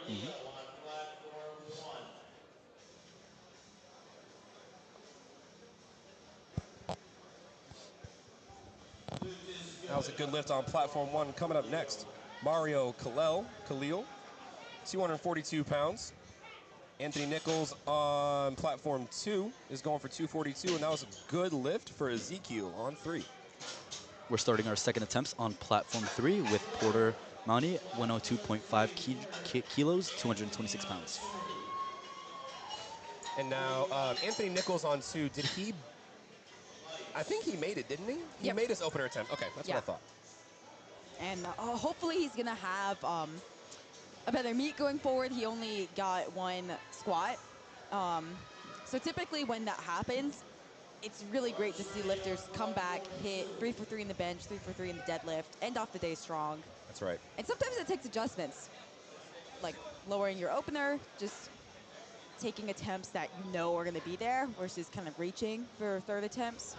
And not only that, but you get this experience this young, right? Yeah, These are for high sure. school level lifters. These kids are like 12, 13, 14 years old. Oldest is probably 16, 17. And y'all probably got a little bit earlier start on lifting than I did, but to be able to experience that and to be able to kind of learn a little bit more about yourself and how you progress through a meet, how you come back from that failure. It doesn't necessarily just involve powerlifting. You know, that's something you take with you. Of course. Carter Zaws on platform 1. Wider grip, a little bit of a higher arch. How do we feel about arches, friends? Love it. It's fine. Yep, I think it's a great way to utilize your entire body to be able to get the lift up. I think Instagram comments will disagree with you. Agreed. I mean, arching is, there's no, within the USAPL, there's no rule on arching. You can arch as much as you want. And some lifters, even if they, like, especially we see this with some lighter weight females, even if they try to have a flat back, there's still going to be a natural arch. It just depends really on the lifter's anatomy.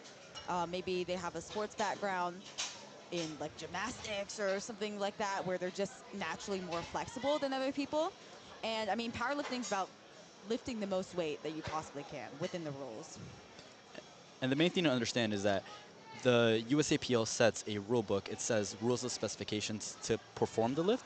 So all these lifters are working within the constraints of those rules. So whether Instagram comments are saying this bench is cheating, this is not cheating, or whatever the case may be, all the lifters, as long as they're getting white lights, are performing within the rules specified by the federation. So That's right. There's no rule against, at least in this federation, there's no rule against limiting your range of motion through arching. Oh, a big fight on platform 3 from Ryan. Now, Ryan Lee, we got a little bit of a tougher second attempt there. It looks like he went 2.5 kilos up. Do you think he's got another 2.5 in him? I wouldn't be mad if he scratched. Okay. I honestly wouldn't. What's scratching? scratching is when a lifter opts into not taking their attempt, whether it be for not wanting to expend any more energy as they move into the deadlifts, or just knowing that they don't have any more left in the tank in them for the third attempt. Ooh, Mock on platform 2, a fellow representative of the Smiley Face Gang. He's going to go 122 and a half, 270 pounds for an opener. Goodness me. Matt Nelson with a beautiful dismount on 1.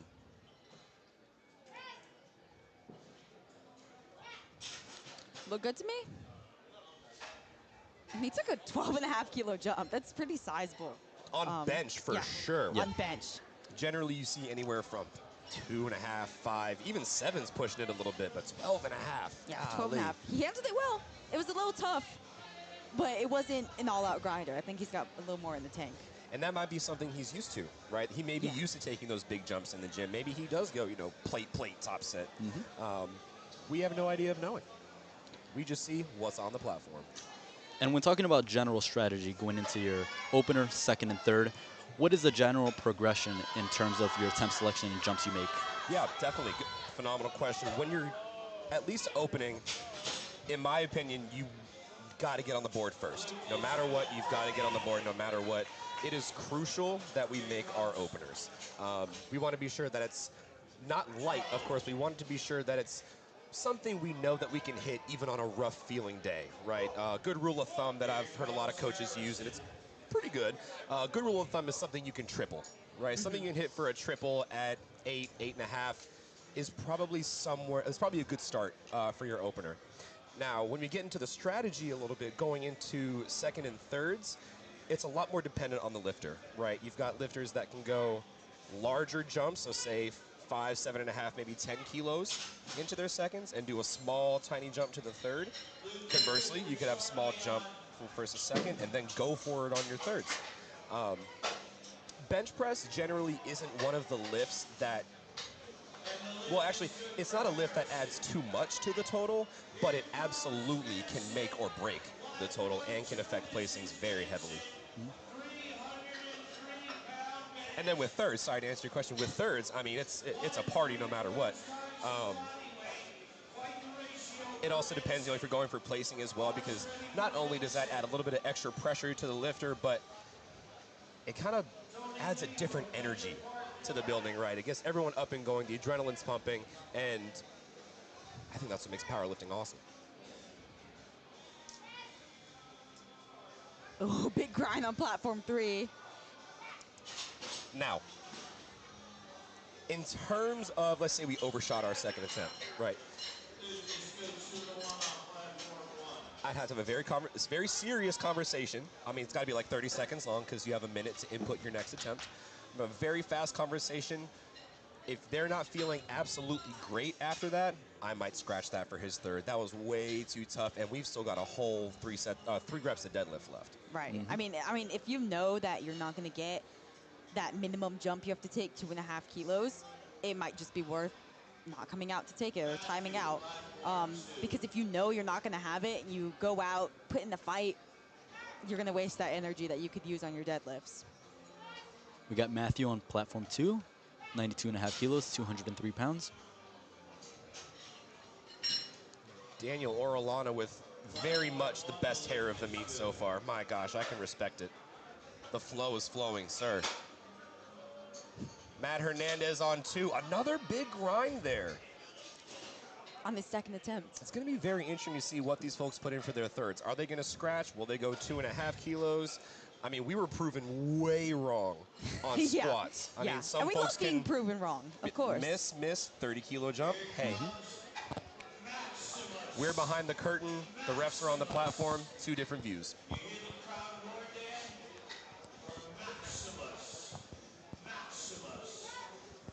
Again, that's why we have 3 referees positioned across the platform, because one from a certain angle can't see everything that's going on the platform, so we can only see what's on camera. Right. We don't even really get a good angle from the front judge's view. We're kind of going from a little bit lower, so things that may look like depth may not actually be. Also important to note, like we said in the last, for squats, all of these referees are national level referees. Category 1, Category 2, which allows them to preside over world records. And they've been here for a while. A lot of them have been here for decades, like we were talking about, so they know what to look for, and at the end of the day, there's always a jury. Yes. Yep. Yeah. There's always a jury. Yeah, and we were kind of talking about this in session 1, that some of these lifters, they might be self-handling, or they might have coaches that are their parents. These are high school level lifters. They might not know about the jury. So I'm always watching these meets, especially at the high school collegiate level, and you see a lift, it's a little contentious, depth was close, and I'm always thinking, go to the jury, but sometimes it just doesn't happen. I mean, we saw that at nationals. I mean, there were so many folks that I saw that could have very easily contested with the jury, and most of them just don't even know about it. Maddox with a fast 297-pound second attempt. That was a no lift, it looked like. Oh. I wonder if he made. It might have been his butt raising. Either that, or he might have missed a command somewhere. We got Charles Kim attempting the same weight, 297 pounds, on platform 3.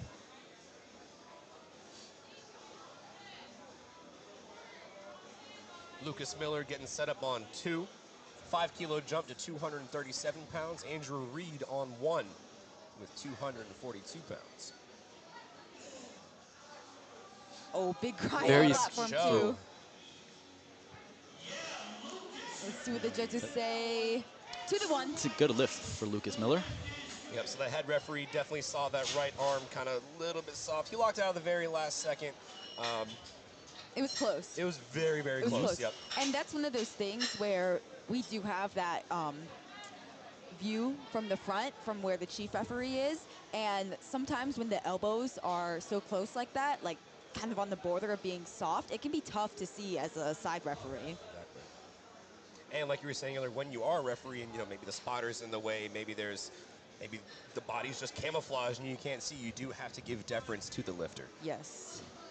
Because, like you said earlier, the referees aren't out there to try and give you bad lifts. They want you to succeed. They want you to go 9 for 9, but within the rule set, that's provided. Yeah, we have to hold up the standard. Very strong second attempt on platform 3 for Ezekiel, 303 pounds. Say that was It's a good lift. clean. Yeah, and Ezekiel is kind of within the fight for the top 10 in the 75-kilo class. And what's interesting is that he's going to be in the first flight, whereas lifters like Connor, Adrian are going to be in that second flight. So he could be in the fight for the top 10, top 5, but he's going to have to finish his day first. And that puts you at a disadvantage because when we move on to the deadlifts, especially on the third attempts, you start seeing people jockeying for position, trying to see what their opponents are making to try to outbeat them on the total, whether it's by 2.5 kilos or matching their totals and winning on body weight. So if you are in the first flight, you finish your meet without having a response, without being able to challenge any of the totals that are being put up by the lifters on second flight. Right. Oh, platform 3. It's not going to go there for Josh Salop. We're on to third attempts, folks. Yeah, similar story on platform 2 with Luke. And it's always tough when you miss a second attempt and it's seemingly on strength. That kind of puts your back against the wall. You've only got your opener. But what I always say is, at least you've got your opener. You're not Yep, at risk that's of right. bonding You're out. on the board. Yeah. And again, it could be something technical, something you can fix going into the third attempt. So we'll see what the coaches end up deciding. Exactly. We've got Leo Evans on 1. Bar's getting loaded with 259. Porter Monty's going to take his last bench at 110 kilos, 242 pounds. Josh Stork on platform 2 needs help from the spotters. So does Porter. Oh, man, what a grind there. And a lot of times you're going to find that sticking point in the transition from primarily utilizing your chest and your lats to your shoulders and your triceps. And a lot of times that transition is kind of determined by the grip as well. Wide grippers, like we said, are going to have a little bit better time at lockout, hard off the chest. Close grippers, they're going to find that sticking point a lot higher. That was a clean second attempt from Leo Evans, only 7.5 kilos up.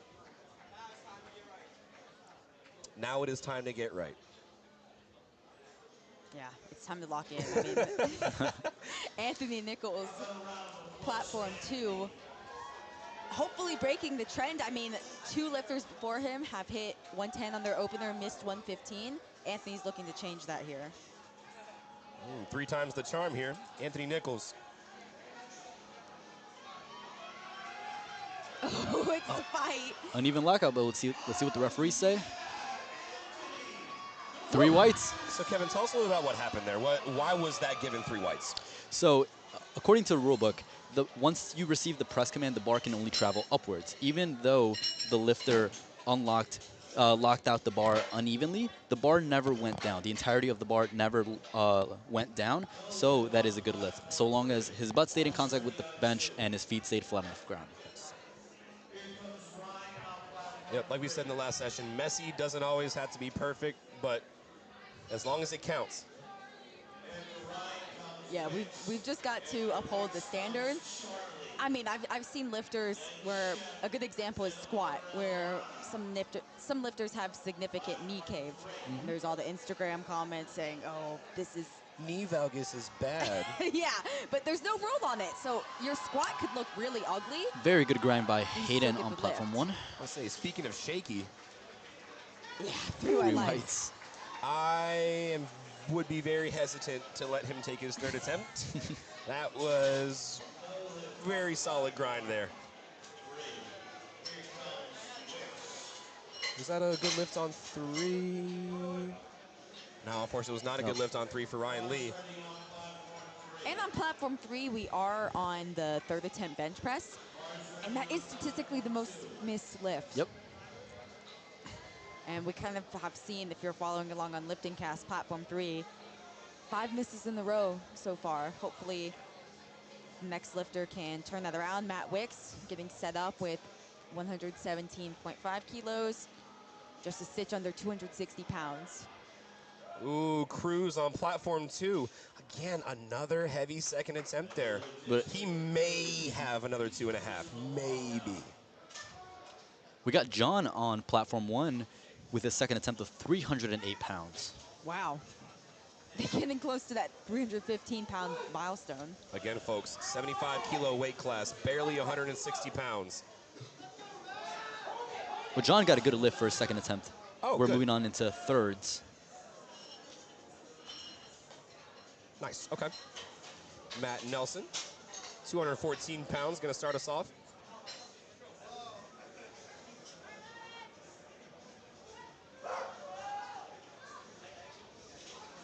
All right, Charlie Poling coming up for his third. The excitement is there. He's getting himself hyped. He needs all the energy that he can get for this last bench attempt here. This is 264 pounds for Charlie Poling in the men's 75 kilo weight class. Now, after watching the screen, ladies and gentlemen, actually, wait. Oh, man. He's right at that sticking point as well. Good grab there by the spotters and loaders. Now, if you're looking on the screen here, you notice that there's someone in the back that's giving the bar to the lifter. Adrian, can you tell us a little bit about what the back spotter does in regards to bench press? Sure. So there is a person designated to give liftoffs to the lifters. So you see that a lot of times where lifters, it's kind of a little difficult to get that bar up and in the position you want to start the lift. And typically in training, they take handoffs from their coach or their friend, someone in the gym. And in USA Powerlifting, we do not allow your coach to give you the liftoff. We have a designated person. That way it's fair across the board. Everyone's getting the same treatment. But yeah, we can see this demonstrated on platform 2. There's a spotter there who's gonna give a liftoff to Mac, and he's gonna run away after he gives that liftoff, so that he's not delayed in getting that start command. Exactly. We did see that in the last session. The head spotter kind of guided the bar down, and that did affect the lifter a little bit. Yeah, I think he got relift. I don't quite remember. He did. Mm-hmm. Here's Mock, platform 2. Missed his opener, trying to rally back here. Oh, yes. Okay. Come on. I don't know what happened on his opener, but yep, that's a good lift. I think we thought he jumped the command. That's what it was. Oh, right. Yeah. Another thing about back spotters, too, I mean, lift-off humans, I guess you would call them. Designated lift-off people. They're giving lift-offs to likely the entire flight. Right, that's 12 to 14 people. Chances are when you get back up to the plate, they're not going to remember you. They're not going to remember how exactly you want that lift off. So it's important to explain things super, super quickly and in a clear and concise manner. So one thing I do with my lifters is, hey, give me a 5 to 7 second spiel about how you want your lift off. Mm-hmm. No longer than that, and we'll be good to go. That way you don't kill any unnecessary time waiting for that start command to set up. Right, because those instructions are going to eat into the 1 minute that you have allotted Absolutely. to get that start command. So you don't want to go on a spiel about the liftoff for 30 seconds. You want to kind of keep it moving. Here's Harrison on platform 230 kilos, 286 pounds. Alexander Oliver on 3 is going to take about 2.5 kilos more than that for 292 on platform 3. Looks like a good lift for Harrison on 2. And we got Vincent on his second attempt, 145 kilos, 320 pounds Wow. on a second attempt. That's a phenomenal bench press. And remember, these are 75 kilo lifters. These guys are weighing in around 165 pounds. Wow.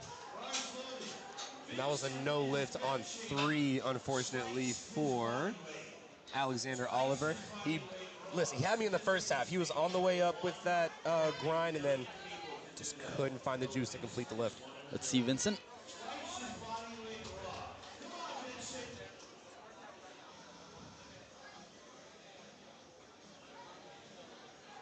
Wow. Looks like an easy Wonderful second It attempt. work. looked good. And 2 times his body weight would be 2 to 1, good 2 to 1, lift. good That's lift. a good milestone right there. Yeah, 2 times his body weight would be 150 kilos. Yeah. So he's right there. We could see him take that on his 3rd attempt.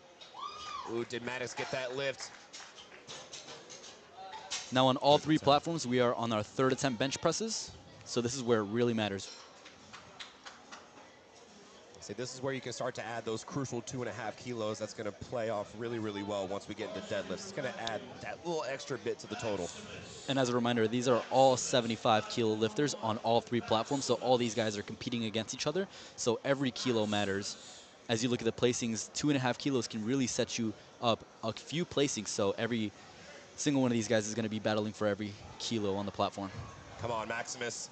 I believe Maximus might be one of the first ones to make his opening bench, 3rd bench attempt. That's a lie. We've had a few of them, but Yeah, he That's good gets job. he ends 3 for 3 in the bench. and 6 for 6 overall? No, 5 for 6. Here's Richard Comstock looking to go 6 for 6 with 110 kilos, 242.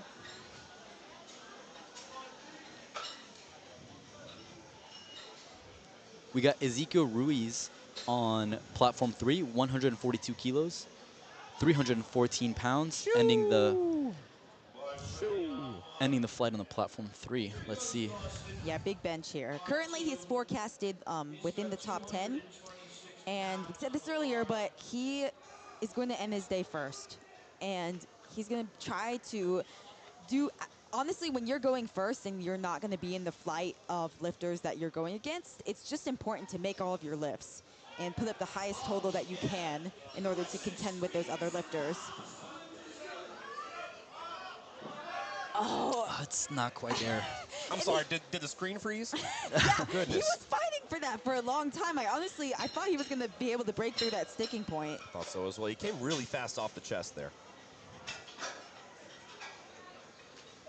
All right, going to our 2nd flight of bench pressing on platform 3. Nolan Daniels going to go 225, a casual 2-plate date for his opener. Lucas Miller's up to bat now, 110 kilos, 242 pounds. And then Gabriel Prince on platform 1, 112.5 kilos. With a sticky lockout, ooh.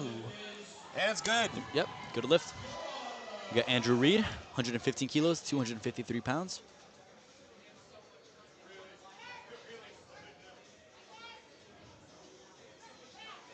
Yeah, he had a phenomenal squat. He's got a great deadlift. His bench is kind of where his total takes a hit. I mean, he's opening up the flight, and it looks like he's got a long way to go up and down. Perfect attempt selection for Lucas. He got 2 to 1.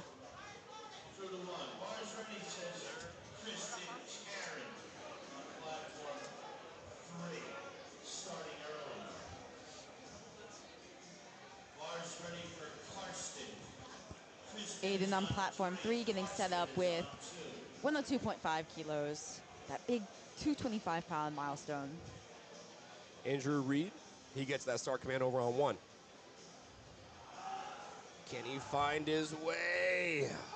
Good grab there by the spotters and loaders.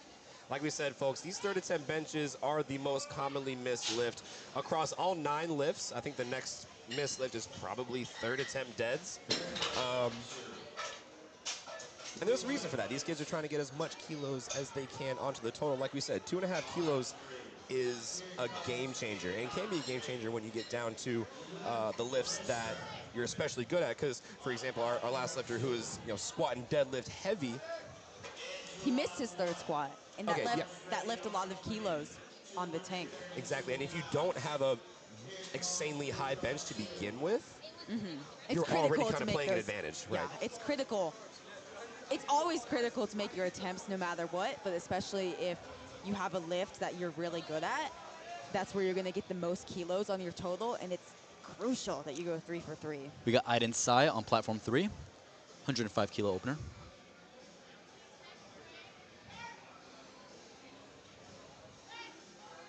Easy opener. Easy. That's what you want from an opener. Yeah. I've seen some openers today that are a little tough, but that's kind of what you want from an opener. It really should be like that last warm-up on the platform. Yeah. Just Luke get on the board. Lister on 2 missed that third attempt, but he's still on the board with his opener.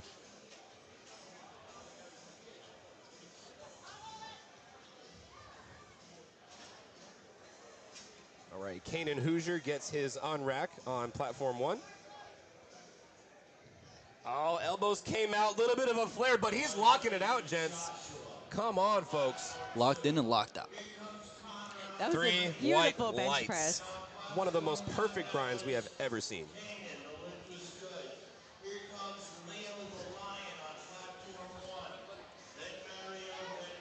Did Gino just call him Leo the Lion?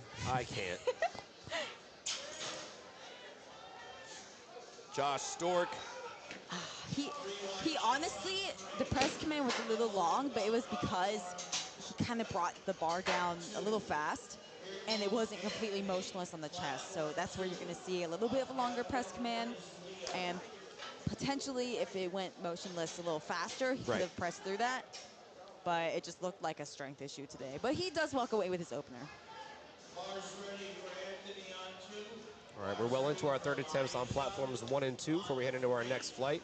Leo's got 125, so 275 pounds loaded. Getting that lift off. Anthony Nichols is walking up to 117.5 kilos, so 259 pounds. We got Anthony asking for support from the crowd.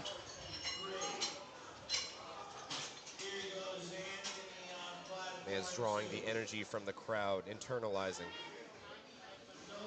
Yeah, I mean, I love seeing these lifters set up when it's their third attempt on any lift, and they just, They you have can no really choice. tell. They have no choice but to lock in. Yeah, you can I really mean- tell they're trying to get locked in, and it's an art form, really. It really is. I can't believe that made it to the stream. Come on, Anthony.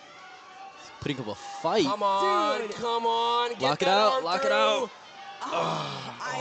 That's not going He's to go. still fighting for it. Yeah, But and then it's just not referees gonna ask the go. spotters to take it. It's not going to go. He was looking at that arm. He's like, come on. Yeah, I mean, Wow. phenomenal fight from him.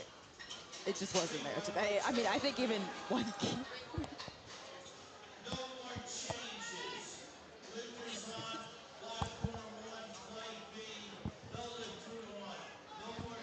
I've seen it all.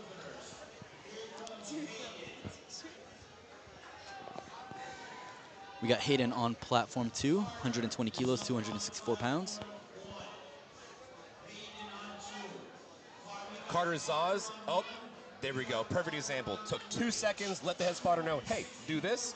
Beautiful. 132.5 kilos. That's a 5 kilo jump. So doing that larger jump from first to second, smaller jump from second to third. Really just inching on more of those kilos. Carter looking to go 6 for 6. Come on, Hayden, can you find your way? Just got stapled on the chest, man. Sometimes gravity really be your hardest op. Come on, Carter. Again, gravity. Not a fan. We got John closing out platform 1 with 142.5 kilos, 314 pounds. We got Connor, platform 3, opening up with 122.5 kilos. Now, Connor is still leading the way. He's currently forecasted first in the class. He's got that massive deadlift. And it's going to be crucial for him to make all of his attempts and start off strong. That's right. That moved well.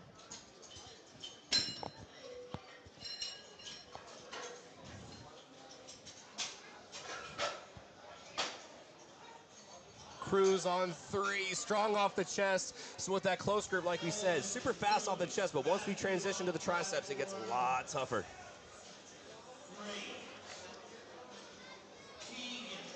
And kind of like we were talking about earlier with Connor, he really has to lock in for these bench presses. It kind of lends to the belief that you should be good at all three disciplines. It's a lot better to be a well-rounded lifter rather than specializing in one or two. Now, granted, some people have physiological restraints. Of course, some people are built different. You know, that's how it goes. Humans are individual. However,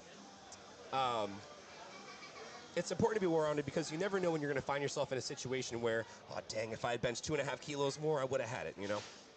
Yeah. I mean, on his squat attempts, he missed his second, was able to rally back, hit it on his third.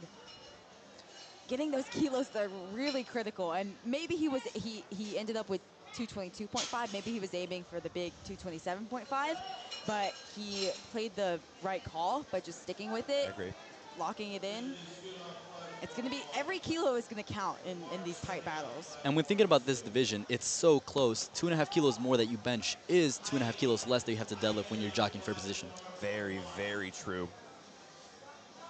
And that's going to come down to it when we get to our heavier deadlifters. You know, they might be able to throw some attempts in and make some dummy calls, but we'll get to that when the time comes.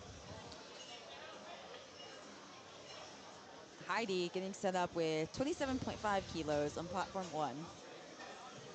And Mock over on platform 2 is going to take his third attempt, 130 kilos. That's 286 pounds. Easy opener there from Heidi. Representing Whitehall Powerlifting. Yeah, they have a massive team. I want to say Whitehall, Nina High School, what else? Elk Mound. We've had a lot of high schools represented, and I was telling Adriana earlier, we have over 45 states represented at the High School National Championship this weekend. So literally everyone from all walks of life, all corners of the country coming to converge on one of the biggest stages in powerlifting, Yeah. High School Nationals. I mean, this is the biggest high school nationals we've seen yet. So it's really great experience for all of these lifters. And last year, too. Last year was the biggest we'd had. So, I mean, we just keep getting bigger and bigger every year. Like Yuli was saying in the last session, it just goes to show how accessible the sport is becoming to younger lifters. And they're able to start their journeys early, learn the bad things early, build out of those bad habits, and really set them up great later on down the road. And it's really great to see all these lifters getting on the platform early on, building that platform experience. That way, once they move into those tougher, more competitive divisions, they already have that meet experience to take with them. That's right. If you can come away with a couple of national, high school national meets under your belt, once you get into the collegiate level, the junior class, you're going to find yourself a little bit better off than some of the folks that, you know, have just started, you know, when they're a junior, like I did. Adrian hits 130 for his opener. Pretty smooth. Adrian's one of those lifters who's going to be in the fight for the 75 kilo class.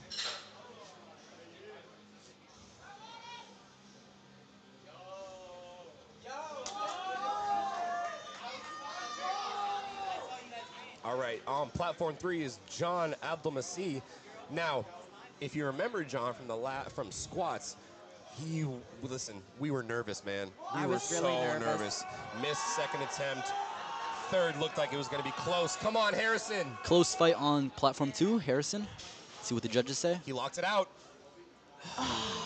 No lift. 2-1. I believe it was downward motion. Yeah, if you're watching the stream, he's got blue cards there.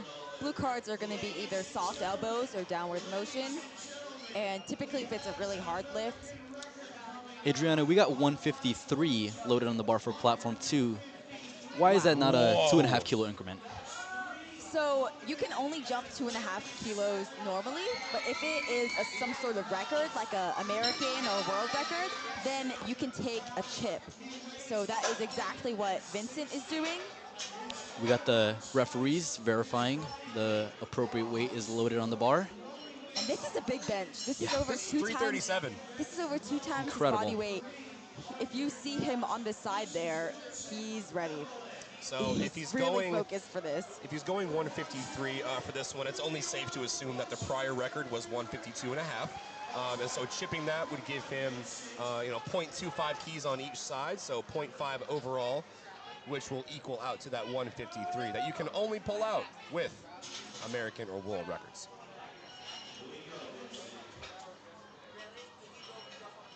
All right, Vincent, let's see it, bud. It's not in the cards there today. Not there yet. Unfortunately. Still a valiant attempt. I mean, you have to go for that. Yeah. If Yeah. it's there, you got to go for it. Yeah. Yeah, the previous record was set at last year's high school nationals. So that just kind of shows that every year we're leveling up. Every year people are going to take a shot at these records, try to beat them. I mean, records are meant to be broken at the end of the Absolutely. day. So it's unfortunate that he didn't get it today, but hopefully he can come back if he's still in the division next year and try to hit it. But either way, that's a phenomenal bench press, 145 to be walking away with. Now we're moving on to Flight B on platform 2. We got Nicholas Katzman opening up with 75 kilos, 165 pounds. Iden on 3. I'll say, I don't know what parents are feeding their kids nowadays. I don't know if it's extra Pop-Tarts or putting some Miracle Grow in their soup, but whatever you're doing, keep doing it because it's working and it's spitting out some amazing, strong products. And they're put on display here on High School Nationals. Platform 2, we're going to move into the second flight of benches. And on 1, we've got Kiana, 104 kilos. She gets the press command. That was a little tough. A little tough for an opener there. She gets the lift, she's on the board, and kind of the same thing was happening with her squats. She hit her first attempt, but it was a little sticky. She kind of stepped backwards, was able to get it on her second, but just walked away with that one lift. So honestly, if I were her, I would only jump 2.5 kilos.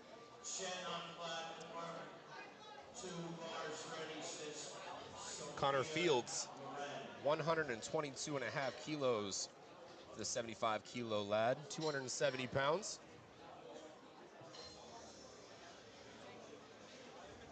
Andrew Chen's getting the lift off for 80 kilos. That's 176 pounds. And Robbie Murray, all the swagger in the world, walking up to 72.5 kilos, 159 pounds.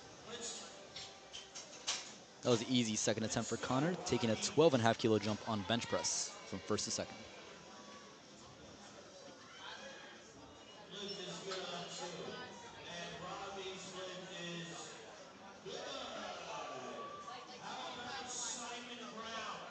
All right, here's Elijah Sorensen. He's going to take that same weight, 122.5, so 270 pounds. Not sure where Elijah is at, in the general standings. I believe he is in the top 20s so far in the 75-kilo class. Remember, there's over 70 lifters. I think close to 75 lifters in the 75 class. No, we did not try to make that happen. But this is a big class, So to even crack the top 10 is going to be huge. Yeah, completely agree. That was a good lift on 1 for Simon Brown, representing Boston Latin.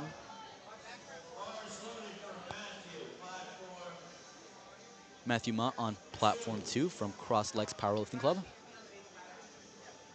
And Josh Cho on 3, representing the hometown heroes, the Cajun Prep powerlifting team, your host for the High School National Championships.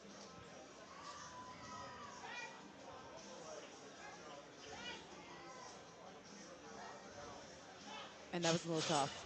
A little tough on platform 3. I'm going to say he might have 2.5 in him. He might have 2.5 in Potentially. him. It's worth a shot. At that point, it looked somewhat easy enough where I'd let him take a third.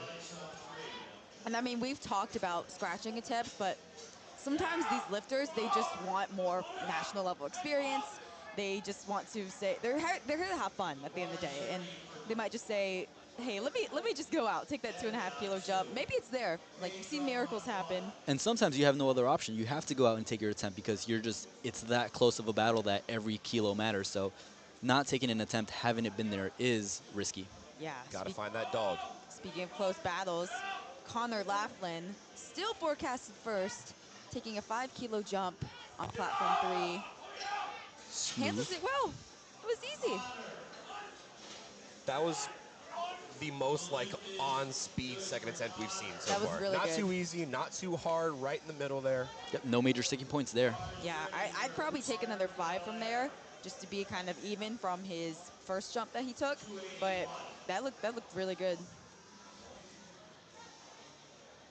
Nice work. Evan Hardigan on platform 2 with 82.5 kilos.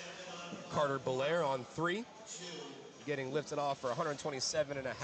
We are on second attempts for platform 3.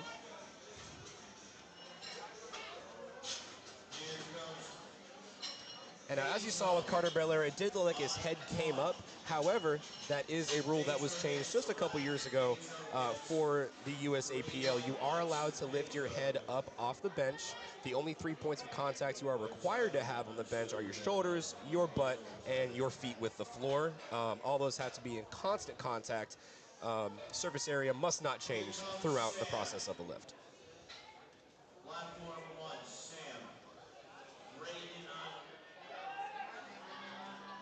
Oh, Braden had a little bit of a fight on his opener. It should be good. Yep. Good lift for him. On the board. And Matthew, platform 3, makes the lift. Another one of those lifters currently forecasted third in that 75-kilo battle. We got Sam Volkman on 1. Smooth opener. Important, oh, it's a little bit far. Important to note here, guys, when you're watching these bench presses, you want to be sure that, when you're judging a lift like this, if it's slow, that's different than if it slows down. Two different ways to think about the bench press there. If it's slow, it's a continuous motion. There's no particular sticking points or anything like that. It's still very smooth. There's a lot more potential for heavier lifts later down the road. Now, when you press and it stops, and it starts to slow down at a certain particular point, that's when you can start to see that sticking point really come to shine, and that's where you might see some issues once we get to the heavier benches.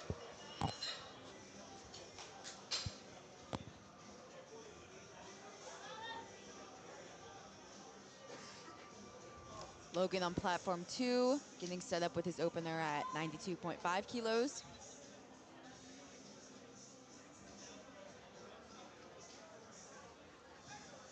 I love how he kind of had a little pop at the start to really show the referees that his elbows are locked out.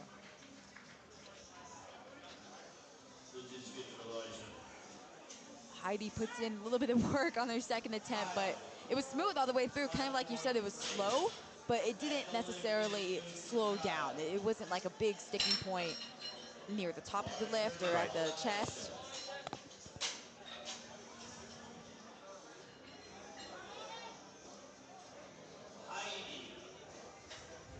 All right, we are now on second attempts for platform 1. Kira Duel's going to take 32.5 kilos. And you said we have a little bit of a battle in the ladies 44-kilo class. How's that shaping up to be? Yeah, I mean, we're going to see later on in the same flight of benches on platform 1, Riley's kind of leading the way. Ali was leading the way at first, but she ended up missing her second attempt squat, her third attempt squat, and her first attempt bench. I'm not exactly sure what happened on that first attempt bench, but she really needs that lift to stay in the fight for the national title. Hopefully we can see her come back and make that in just a few lifts on platform 1. And that's like you were saying, with every kilo matters, and when you miss lifts that are like crucial like that, it definitely leaves open some opportunities for other lifters to come in that they might be having great days. Sure.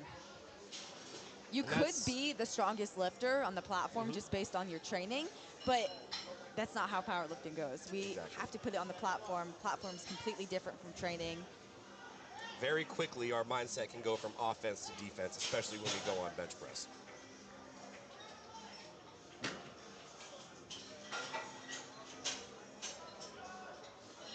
Yeah, speaking of that 44-kilo battle, Jasmine's going to come out to 37.5 kilos. Currently, she's forecast in third place, and depending how Ali goes with her second and third attempts, she could be pulling into second place position, potentially even first.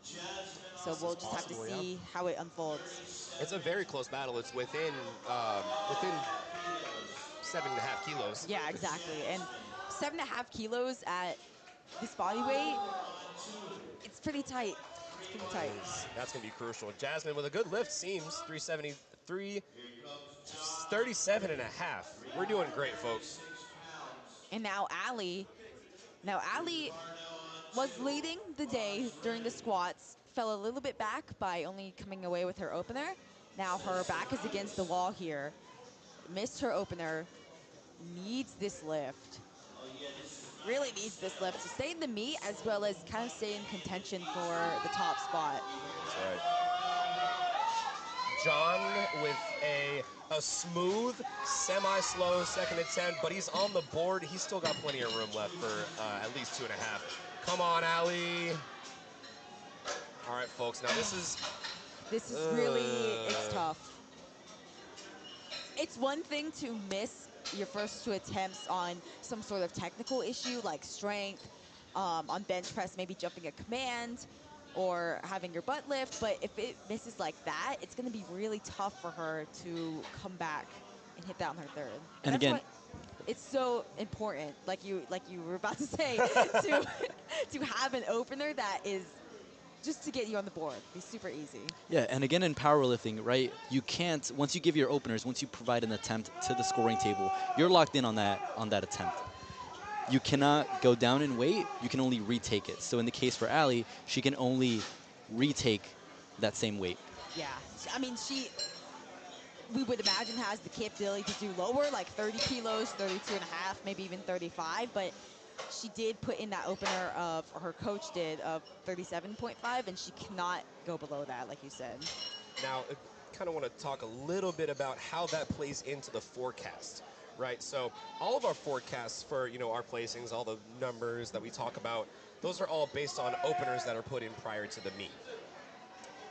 It is very possible that whatever forecasts we have are skewed because of that. I think Yuli was talking about that earlier. You have people that put in somewhat high attempts or look like decent attempts, put them in a certain position, but then once they get on the platform, it's a different story. Yeah, of course. And you could even see lifters put in what we call fake openers.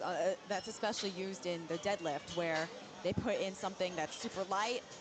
By the time deadlifts come, they take a really big jump or they bump up their opener.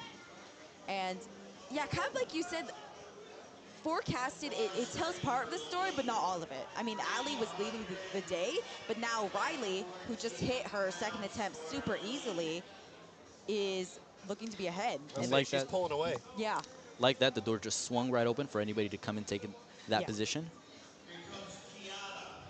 We got Aiden on 3, looking to go 6 for 6.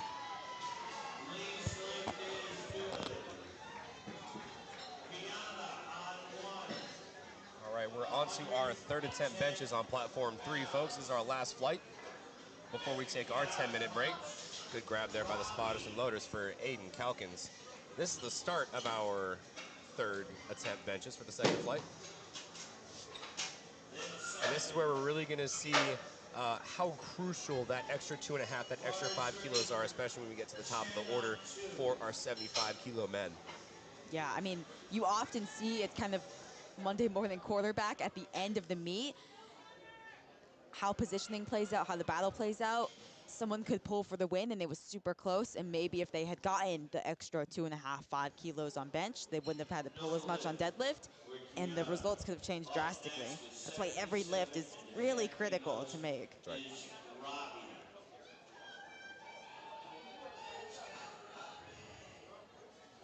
Hearing some support for Robbie Murray on platform 1. He's going 170 kilos, 170 pounds, excuse me. That's 77 and a half kilos.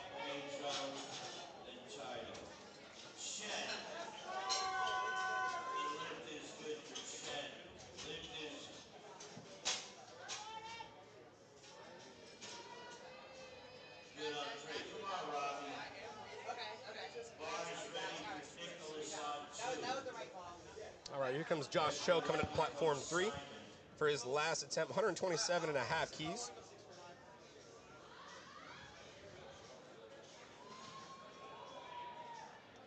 And a good second attempt there for Robbie Murray on platform 1. We are waiting now on platform 2 for Nicholas. Oh, here he is. Okay. Let's say you have a whole minute, to get that start command, but oftentimes when it comes to bench, that setup can easily take between 10 to 30 seconds. Yeah. Easily. And when we do see lifters have kind of an elaborate setup, it can be kind of dicey if you have to replace the bar based on soft elbows, and then you've only got a few seconds to come back and get that start command. Oh yeah, unfortunately on platform 2, Nicholas does not get his second attempt at 85 kilos.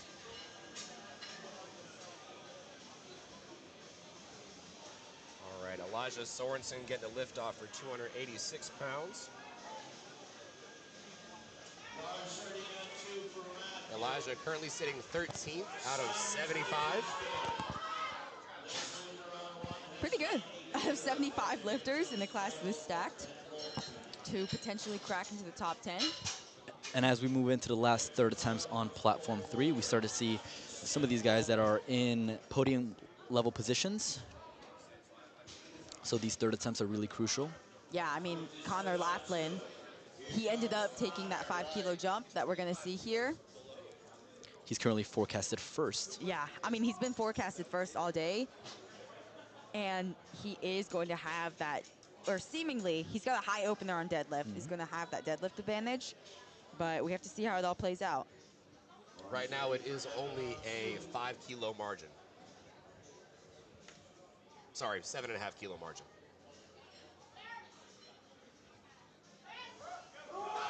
Oh, just too much. And again, that's kind of that Monday morning quarterback where you're looking at that thinking, why didn't you go 2.5? Yep. Now, that leaves the door wide open. Yeah. Because now Adrian's only 2.5 keys behind. Yes, yeah, definitely. That And is currently tied with Matthew Acevedo right underneath. Yeah. Folks, this is becoming a battle really early on. I'm excited. I like when stuff like this happens. It's fun. Yeah, I'm really excited for deadlifts. I mean, we saw a battle where there was a deadlift battle actually where they used all of their attempt changes for deadlifts. And there was a 30 mistake. seconds. And there was a mistake too for the final attempt change, and it was just exciting to see. Now Ethan Tran, 135 kilos on platform 3, missed this on his second attempt, trying to come back and hit this. And again, we sound like broken records, but he needs these 5 kilos. He's currently forecasted in 5th place, but missing this attempt could put him behind a little bit, force him to have to deadlift more to potentially get a podium position or just get into 5th place or within that top 5. I believe Ethan Tran might be timing out this third attempt here. The clock has started. Bart is loaded. I think he he's missed his timing second out. attempt, so he might have felt something. You know, hopefully it's not that. Maybe he's trying to save some energy going into deads. But so what's going to happen, folks, like Kevin was explaining earlier, they're probably going to let that clock run down all the way. There's 2 reasons for that. One, you want to make sure everyone else in the flight gets an equitable amount of rest in between each of their attempts. And number 2, who knows? Maybe a lifter, like we were saying in the last session, maybe that lifter wants to play some mind games. We got Ezra on 2, who unfortunately did not get any squat attempts on the board, but he did get his second attempt bench, looking to just finish out the meet. On to thirds now for platform 1. Kira Duel's going to retake 32.5.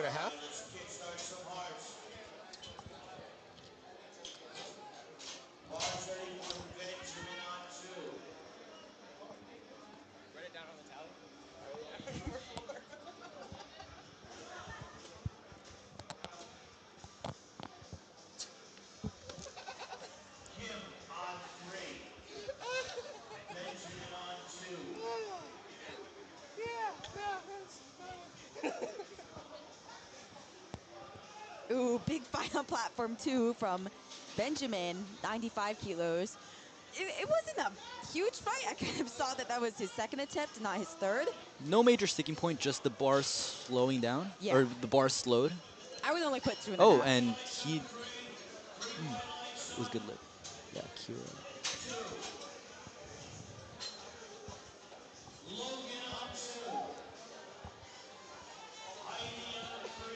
Thanks, Kevin. And now Matthew Acevedo on the third platform, trying to honestly take advantage of the fact that Connor missed his third attempt bench. Not to be outdone, folks, we're coming up on some crucial moments here over on platform 1. Heidi is currently sitting at the bottom of the 44 kilo weight class, based on projected. Now we still have a lot of lifting left. We still got deadlifts, but right after that we've got Miss Allie, who's at risk of losing her top position. And that was a no lift by Matthew on platform 3. And the spotters had to grab it for Heidi. It stopped on the chest, and she's looking at them. Please help. Please help. All right, all eyes on platform 1. We got, Allie. yep, we got Allie, who needs her third attempt bench Yeah, to stay in and the meet. this just goes to show that some coaches, some lifters, they may kind of freak out a little bit when they see the forecasted at the beginning of the meet, but it's not, there's so much lifting left to go. It's not going to tell the whole story. Allie, who was forecasted first at the beginning of the meet, now facing bomb out on bench, back against the wall, needs this to stay in contention for that national title. Let's go, Allie. Yeah, we're all going to be behind her. The crowd's behind her. Come on, Allie. Faster descent. Can she find it off Can the she chest? Oh my Oh, wow! Let's see Come on! That's going to be up It is and a- down. Oh, no. That butt's coming way up. His shoulder came up Yeah. as well. Oh, man. You want to talk about someone who's going to give it their all. Look no further than Ali Voyers. Unfortunately, though, folks, she is not going to be able to come away with the national title or, unfortunately, a place on the standings for the 44 kilo weight class. However, we've still got deadlifts. Yeah, she could still come out and deadlift. We talked about it in the first session, but if a lifter bombs out, it's really a shame that they're not going to be able to post a total, but they could still come out and finish the rest of the meet. It gives their coach some good data. You paid for registration, you're traveling out here, might as well come out and finish the day strong. And not only that, but these are young kids, man. These are young teens. And to be able to, honestly, some of the strongest lifters in the world have been better after bomb outs. Look no Yeah. further than Brandon Petrie. I mean, bombing out Taylor at the Atwood. Arnold. Taylor Atwood. Also bobbing out I the mean, Arnold. And a lot of times, you know, it takes those moments where we're at our deepest. This is going to get super, super, like, deep and corny. But it's at our deepest that we find the inspiration to rise back up. It's true. It's corny, but it's true. We got our final bench on platform 3. John with 157.5 kilos. That second attempt was a little bit of a slow one. I don't know if this is going to move. That's not. Yeah, good grab there by the spotters and loaders. The referee saw some downward motion, asked the spotters to take it. Yep, and when the spotters take that bar, it doesn't have to be just up to the lifter dropping it. That referee could say, no, grab it. Like Like it's if it not was moving, like- it's going down, take it. And that kind of helps too with the referee saving energy for the lifter. If they know it's not going to count, there was egregious downward motion, they might just say, rack, let the spotters take it. Right. Well, that's good, folks. That's going to finish up our action for the bench press on platform 3. We're looking at it's 3 o'clock with 51 minutes left. We're getting close to dinner time, folks, but you don't want to fill up yet. I think today we're going to go for it. Get you some grapes. You know, everyone loves some grapes, maybe a banana Little bit or of a two. snack. Be sure to stay hydrated. Maybe have a Gatorade. We'll see you in 10 minutes.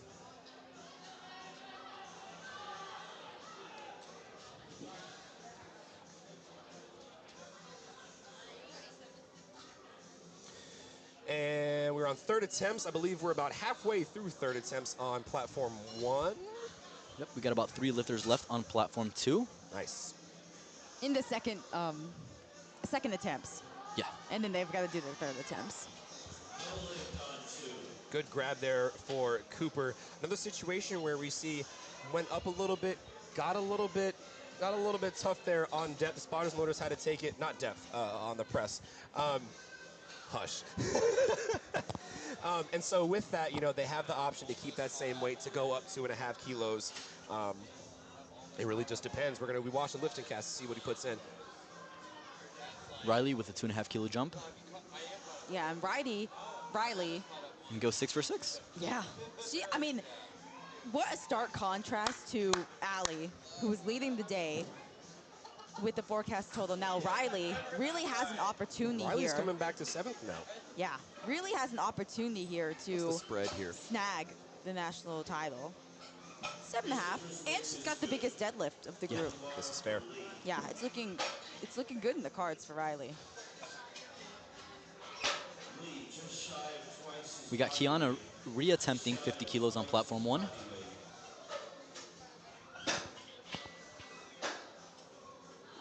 Kiana's had a little bit of an interesting day, unfortunately. That opener squat, I think, a lot of that was nerves, like we said. She kind of she moved it pretty well. I think she just got off balance and stepped just before she had to lock it out. And then she did miss that second attempt. So to be able to come back from this and go 2 for 3 on bench, that's a big morale booster going into deadlifts. Now on platform 2, Lee Erickson in the fight for top 5 in the 75 kilo class, but he's gonna have to lift on a different platform than them. And he actually kind of has an advantage here since platform 3 is a little ahead, platform 2 is a little behind. Very nice. That's a big bench. That is Big as bench. fast as a second attempt should move. 147.5. That's just like 5 kilos under what the American record is, or at least in Team 2. I don't know what division he's in. And now we move on to third attempts on platform 2. We got Nicholas Katzman reattempting again 85 kilos.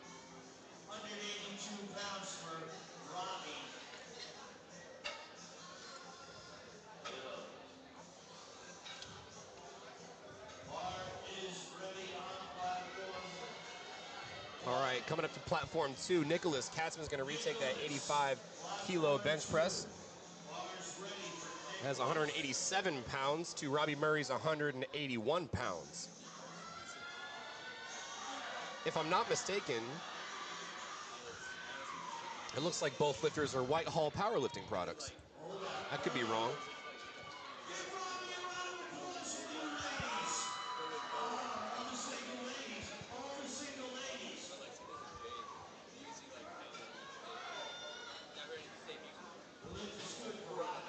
All right. Fortunately, it's going to be a no lift on platform 2. Evan Hardigan is going to come behind, going to retake 87.5 kilos. Move it up to the 190s. Simon Brown representing Boston Latin. He's got 92.5 kilos loaded. We're talking 203 pounds.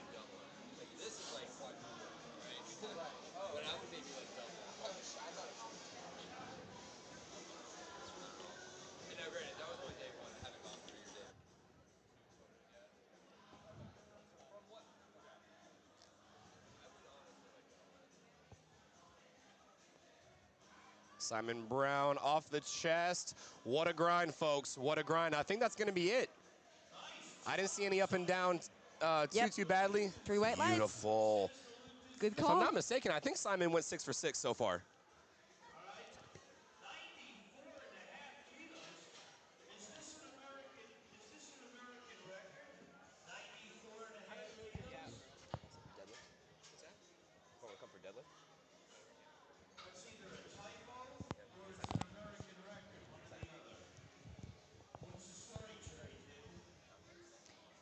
And on platform 2, Braden Thatcher going to retake 90 kilos for his third attempt. Missed this on his second. Trying to rally back. He only jumped 2.5 kilos as well from his opener, so potentially it was a little tough. And when you think about it, too, if it's only a 2.5 kilo jump, you're only losing 2.5 kilos on the total. Exactly. That's a good way to frame it. Absolutely. I mean, if he, oh, and I actually think he's timing out, Braden. Okay. So, yeah, so he missed it on his second. Just going to time out on the third, not going to waste energy. And like you said, he did walk away with the most that he was capable of that day in the bench press.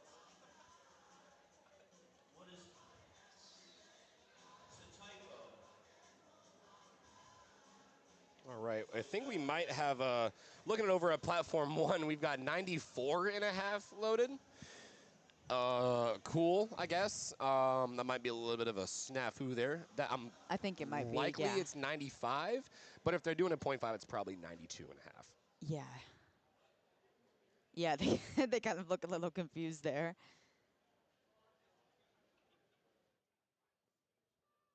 All right, right, so we did time out on platform 2. Bars now loaded for Andrew Chen.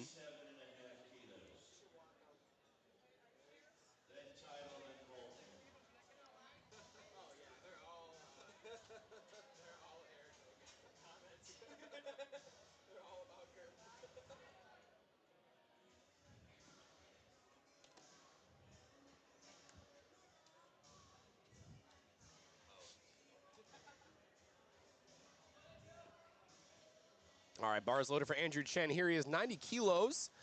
Talking 198 pounds. Pedro Linares, I think they're still working on getting the attempt changed, maybe. Oh, nope, they There fixed it it. is. It's now 97 and a half. 97.5. That's a pretty even increment there.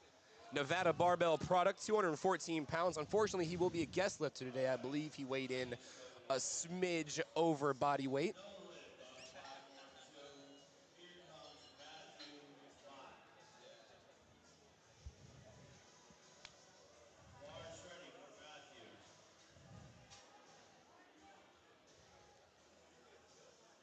Matthew gonna get set up here with 92.5 kilos, just a little bit over 200 pounds.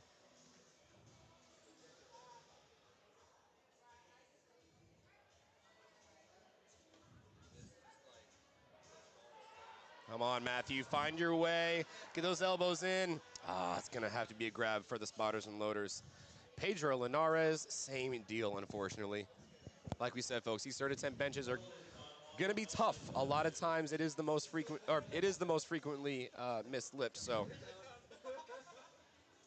we are not unfamiliar, yeah, that's the word, unfamiliar with seeing some missed third attempts. Dash title is going to come up for 220 pounds on platform 1.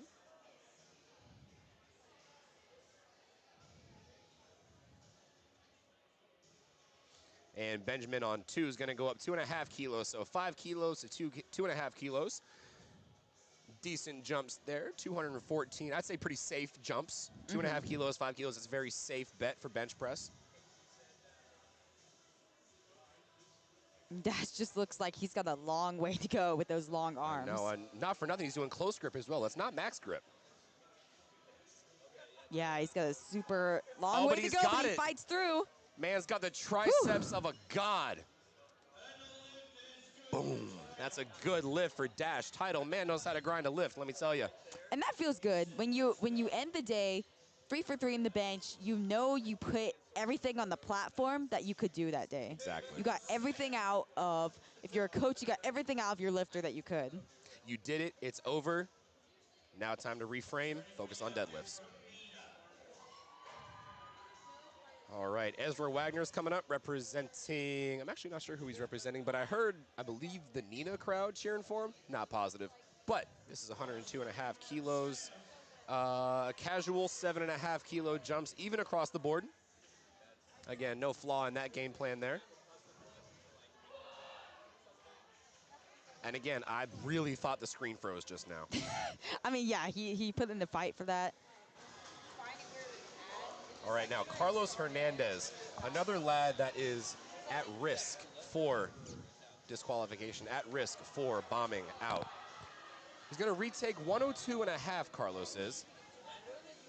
Yeah, he's not having the best day. He only walked away with 1 squat attempt, but he got on the board. Now he's really forced to do the same in the bench. Hopefully he can get this. Just too much. That's the importance of having an opener that, yeah, he's going to be disappointed with that. I hope we get to see him come back for deads. Yeah, I hope so too. It's really, it's tough on the morale to bomb out. Absolutely it is. Especially when you're in high school and you've got a lot of motivation, you want to do really well in the sport, but we've said time and time again, 1 bomb out or even 2 doesn't define you.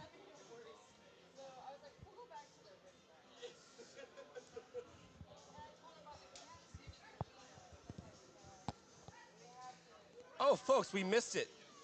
We're now on to the action for deadlifts for platform 1. Don't go anywhere. Y'all have 10 minutes so we can get set up.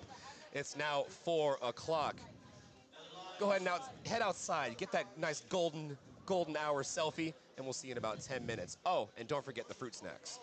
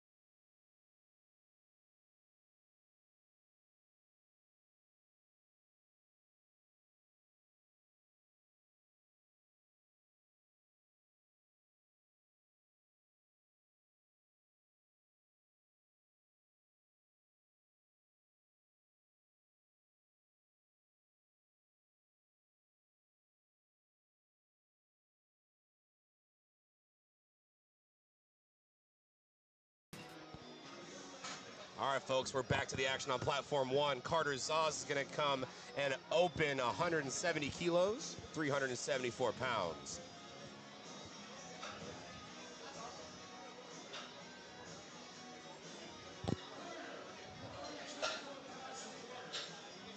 We're going back to the top of the order on platform 3. Porter is going to be taking a second attempt at 192.5 kilos.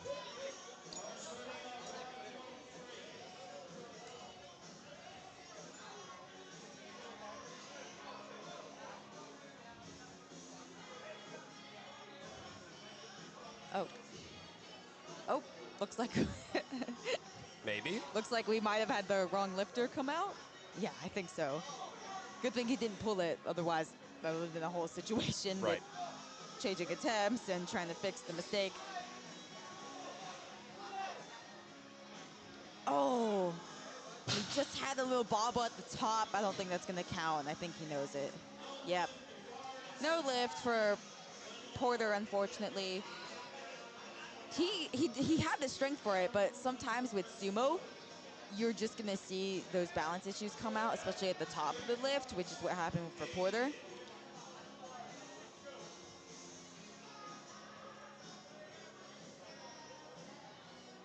Angel on 1.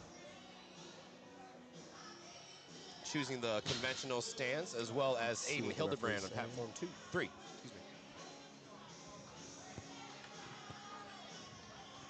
If I'm seeing this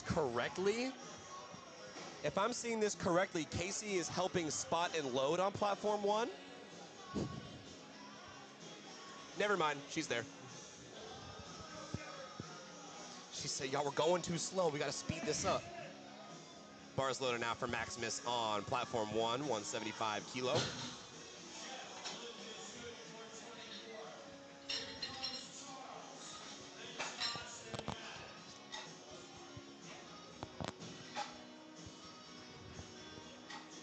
And he sets it down with authority. Maximus.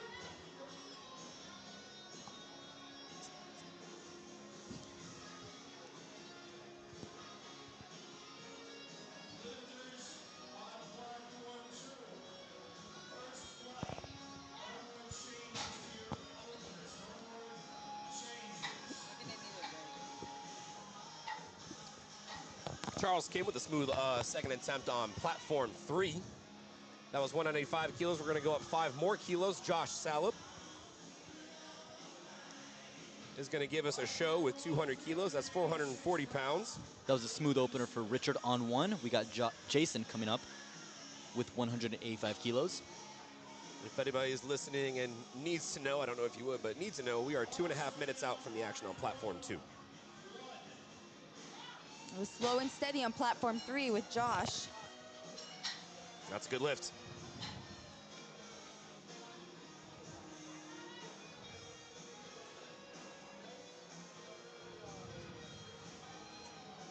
And we're going to see a lot of these deadlift openers fly. Most often, deadlift openers pretty much move pretty well across the board. I haven't seen many opener deadlifts be missed in my time as a commentator. Now, that being said, I don't know anything. No one knows anything. Who knows what could happen? We could see the next 5 lifters miss their opener. And that would be the worst commentator curse I've ever had. John Hogan. And I guess one of those factors with deadlift openers usually moving well is that they are towards the end of the meet. And if you have a lifter who's cutting weight and you're eating and drinking, rehydrating throughout the meet, then by deadlifts you could be back to speed, feeling really good.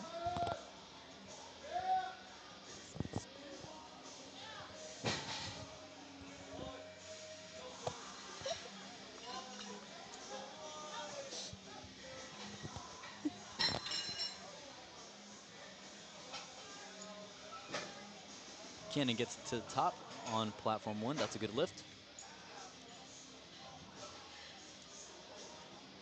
And Francis Zeller's getting that bar loaded for him, opening up with 195 kilos as well. I don't think we've seen an opener yet that's under 400 pounds. Is that a bold statement? No, it is not. I think everyone's opened up above 400 this time round. A couple on platform 1. Dang it. On platform 3, I think you were looking at platform 3. That's what was going on. Nice. Can't have them all, folks. Francis Zeller, that's a good lift. Leo Evans going to come right behind, take the same thing.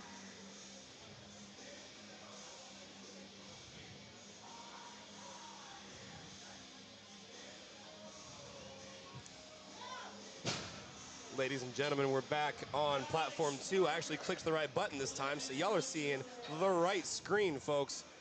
We're on deadlift, our last lift of the day. Vincent Evelyn's going to open with 363 pounds.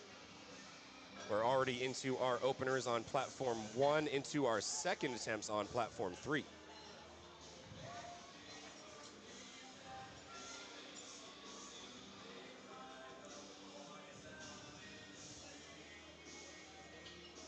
Very easy opener there for Vincent. Yeah, super easy.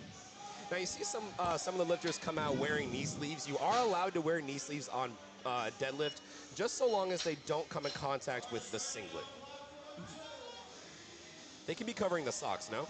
Or not covering, but in contact with the socks? I can't remember. We're gonna say yes for this purpose, but if we're wrong, we'll have someone fact check us later. Yeah, and usually it's very rare to see that, but it could be that a lifter is dealing with some sort of knee problem, or they could just prefer it that way. I've heard people use the rationale that it slides up better. I mean, hey, It whatever could. works. Whatever It could. works, Chief.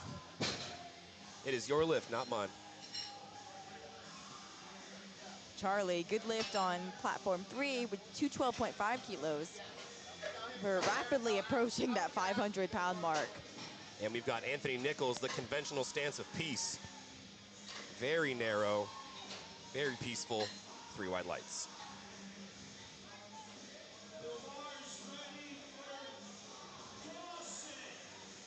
Getting that bar scrubbed off for Andrew Reed for his 440-pound opener on platform 1. And bar was not called loaded yet for Daniel. 172.5 kilos for him. And it's still, oh, actually, it is called now, but it had not started yet, so we saw that side referee let them know. But we're good now. Dawson had a very, very fast opener. Looked like a warm-up on platform 2. Oh, stark contrast there. A little bit of a bobble on platform 3, and a lot of that does come down to technique. We know the strength is there, of course, but sumo is such a technique-heavy lift that... And he still got the lift as well. Yeah. Exactly. I like to kind of liken it to equipped lifting, right? One small, minute instance, and it completely misgrooves the rest of the rep. Yep. We have now crossed over 400 pounds on platform 2 with Hayden Hopkins, taking 182.5 kilos, 402 pounds. And Spencer on platform 1, opening up with kind of a milestone of 200 kilos, making it move easy. Same with Hayden on platform 2. Ooh, platform 3, Ryan, watch the setup here, coming out to 225 kilos. Please do it. Yes! That's the best setup ever. Love it. Make Dog. this move. You've got to make it move. Dog. He's kind of got that explosive sumo where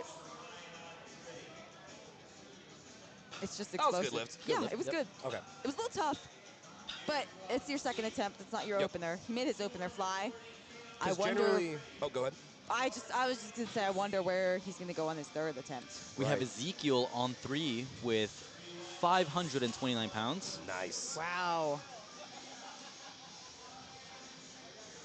These next 2 lifts on platform 3 are also both 240 kilos, 529 pounds. Yeah, this is a pretty big deadlift for a 75-kilo high school lifter. Let's see it, Ezekiel. But yeah, he made it move. Easy. Good He lift. made it move well. And I was gonna say with Kevin and Ezekiel, or Ryan and Ezekiel, excuse me. I don't know why I said Kevin. You're Kevin. Hi, Kevin. But no, with both Ryan and Ezekiel, like you were kind of alluding to, they have that explosive sumo, right? In stark contrast to the norm, where sumo's generally a lot harder off the floor. Yeah, it just kind of depends on the lifter's form. lifters' strength profiles, their leverages as well. Gabriel on 1, closing out openers for platform 1. Super lockout. Hey, I'm a fan of the shimmy setup. I'm right there with you, homie. Again, one of those lifters that uses knee sleeves for the deadlift. Whatever works. And this is Cruz with 187.5 kilos. Ooh, Alexander had the. Oh, Alexander did it too? yep. Oh. He did it at the end. He did it at the end. He hit okay. 240 Sending a kilos, statement. conventional, in contrast to Ezekiel, and he made it move.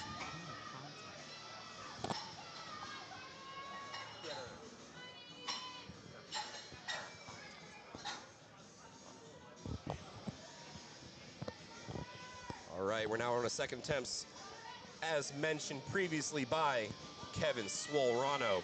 Carter Zaz, 180 kilos loaded up, representing Mina Powerlifting.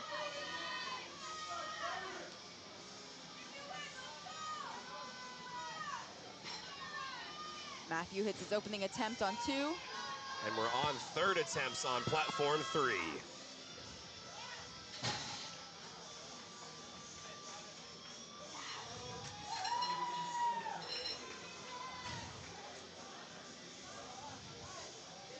We've got Porter Monty coming up right behind. We went 185, we missed 192.5, but we're still going up 12.5 kilos It's bold. to 205. I mean, I've been saying it a lot. I mean, we've seen some bold moves, but that might be one of the boldest. Yeah, I mean, he missed his second attempt. I believe it was on a bobble at the top, so it wasn't a strength issue. It was just that it was a little bobble at the top. And yeah, he elected to go up anyways. He's fired up for it. All right, Porter, let's see it. Very square sumo stance, very even.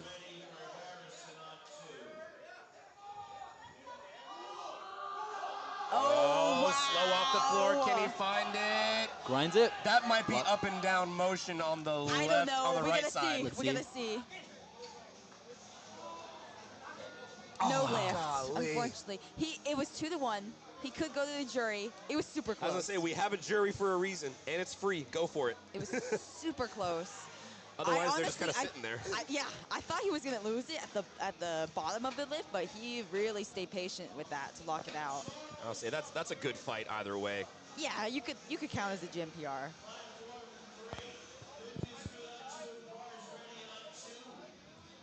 Jason Kalunga, smooth second attempt at 190. Charles Kim takes 205 for a ride, brings it home by 9. That's 3 wide lights. Joshua on 2.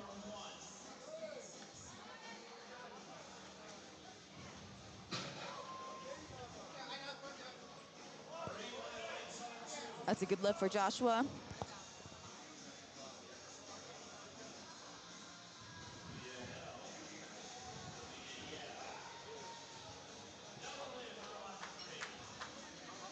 All right, Richard Comstock, platform 1, going up 15 kilos.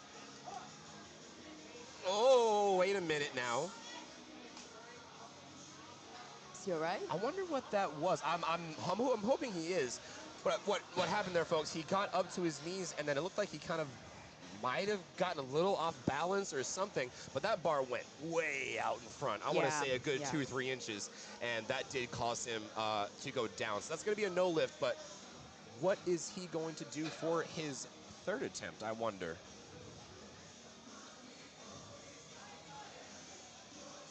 Matt on 3.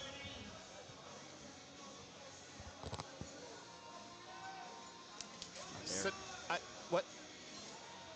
All right, I'm about to have to talk with the spotters again. They keep stapling the weight to the ground, man. That's not right.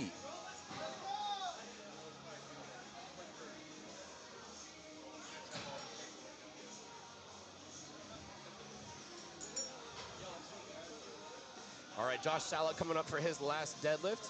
10-kilo jumps across the board. Cannon on platform 1, getting set up for the second attempt at 200 kilos. All right, Josh, let's see it. Ooh, can he get to the knees? Oh. Kind of grabbed his shin there. I'll say, hopefully he's okay Yeah, there. I wonder if there was I a think little he's all twinge. right. Yeah. We got the bar loaded for Mac, who's closing out our openers on platform 2. Just shy of 500 pounds.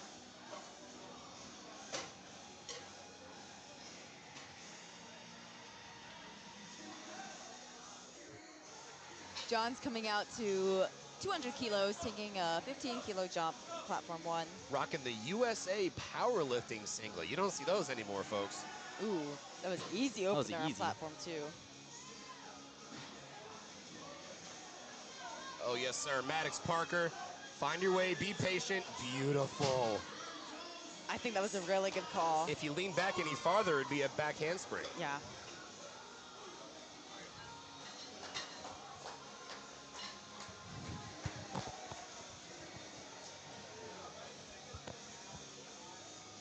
All right, bars loaded for Leo Evans on platform 1.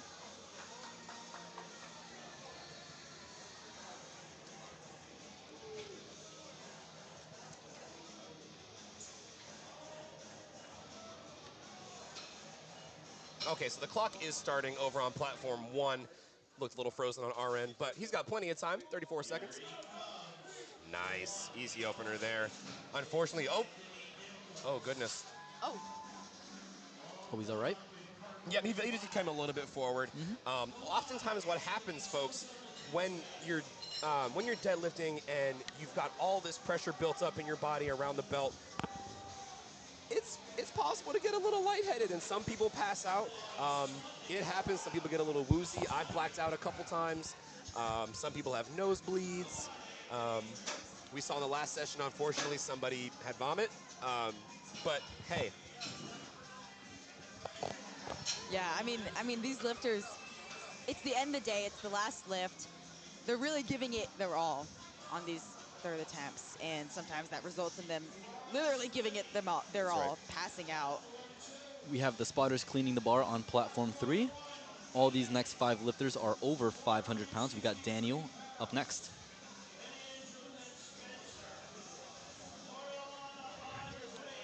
Yeah, Daniel, 227.5 kilos. He's looking to pull into 5th place for the time being. Yeah, we've still got lifters in the second flight in the 75-kilo division. Oh, big fight from him. A little stuck over the knees. find your way. There he is. Let's see what the judges say. Come on, that looked clean. Come on. No Oh, lift, man. fortunately. At that point, counted as the PR. Gym PR. Same I weight mean, for he Charlie, really fought with that. who, if successful, will move from 4th to 2nd on forecasted totals. And now this is provisional second. Yeah. Like we said, we still do have another flight. However, this is big news, y'all. This is big news. Yeah, I mean, this could set you up for getting within the top 20, top 15 of the Yep. class as a whole. Smooth for Charlie. Charlie Poling, great work. All right, that's a good lift. Now in provisional second. On platform 2, Lucas Lister, who unfortunately did bomb out on squat, that was a good lift for that second attempt.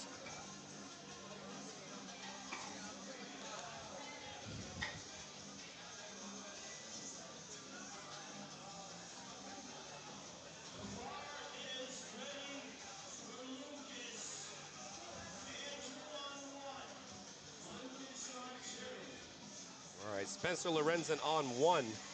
215 kilos, 473 pounds. Ryan Lee on platform 3. Gotta wait for it. Ooh, there it is. He's got to end off the day strong. Don't say nothing. His knee. Oh. His knee. Ay, ay, ay, ay, ay. I think he's okay. Okay, gosh. I think he that just looks locked early. scary with his Yeah, knee. I think he's all right. Whew.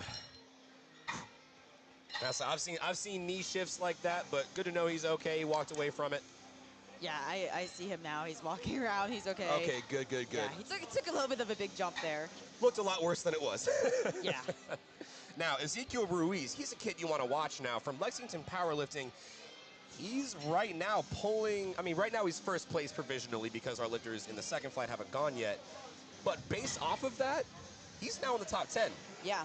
And this is going to give him a 595 kilo total. and we'll have to see what other lifters do in the second flight.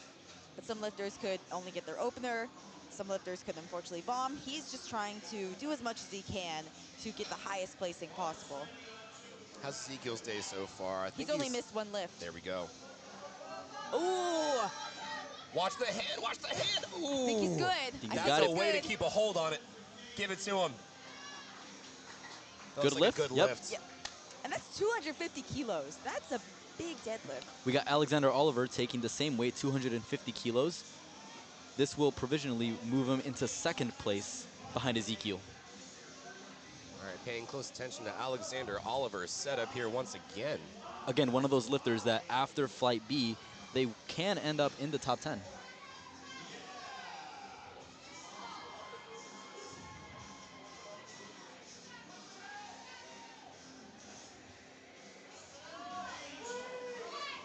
Oh, let's see the Can you lock it out? Yep. Very common conventional stick out there. Once you get right past the knees and your lower back and glutes have to fire through, tough spot. But that is going to be our last lifter for that first flight of deadlifts on platform 3. Moving on to our last flight of deadlifters for session 2. And we're starting our third attempt deadlifts over on platform 1 with Angel.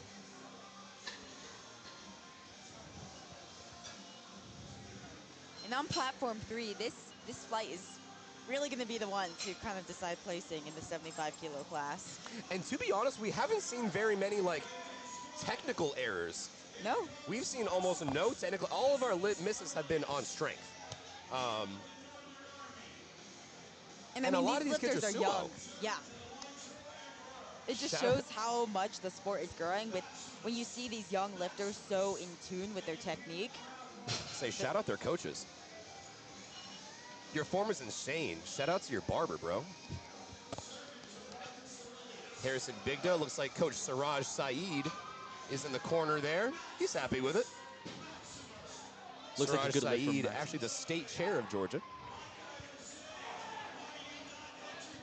Carter Zoss on platform 1 with 190 kilos.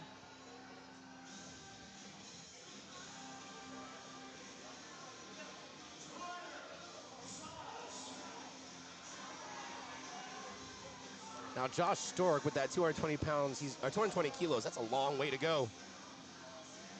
Lock the knees.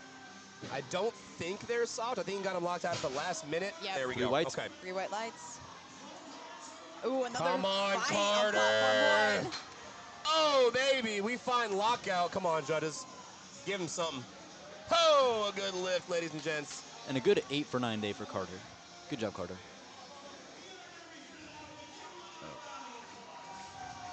I see Gino grab someone and hold their hand up. I think it's a record or something, so I want to be sure we didn't miss it. We're just giving him some extra flowers for that beautiful third attempt grind. We got Richard coming back on platform 1, retaking his second attempt deadlift. Gino, move, bro. Come on. Richard Comstock with this 190. Asher Rosenbaum, 215 on 3. Carson on 2, 227 and a half. That's a big jump. That is a big jump. Carter able to secure his third. Yeah, that's...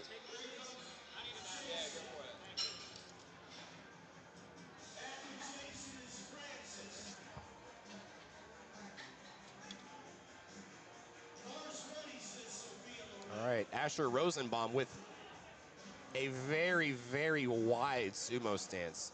This man is choosing nothing but violence, nothing but war. He says, I'm ready, are you? That's a good lift for Asher Rosenbaum. Let's see if we can find an answer. Carson, wow. He took a huge jump and handled it so well. That move, like an opener. He got one red card, it was on lockout. Either, probably the knees. I imagine it was probably the knees. Just because, like you said, he, you know, brought his shoulders back so far that the knees unlock a little bit, but speed-wise, he made that move super well, like a warm-up. And I was kind of wary of seeing that huge jump there, but he handled it quite well. And this is, okay, this is Elijah Sorensen on platform 3, 227 and a half. We're very easily into the 500-pound range, folks. Wow, and it moves well. You know, one thing to think about too. I wonder how many of these kids, because powerlifting's not real. I mean, it is a high school sport, sanctioned high school sport in some states. But I wonder how many of these folks are multiple sport athletes. Yeah, I wonder. mean, the lifter from yesterday who got the bench world record. Yep, they said it was a wrestler and a football player. Yeah, that's insane. And just think about the time that powerlifting takes, along with a high school life, Oh, yeah. along with all those extracurriculars. I mean, high school, you're in class from 8 a.m. to 3 p.m., and then you've got extracurriculars. You got to worry about college applications. You're going to train as well. Now, any of you high school kids listening, is college worse? Absolutely. Yes. But it is worth it. That was a good lift for Mac. Closing out second attempts on platform 2. We move on to thirds. Kanan, third attempt at 207.5. Ooh, slow grind off the top. Beautiful finish.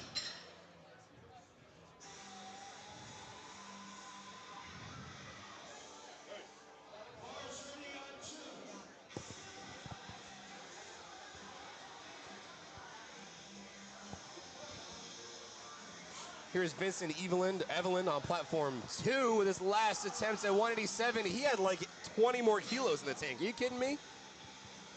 3 white lights. I would be super excited with that, as I would be too.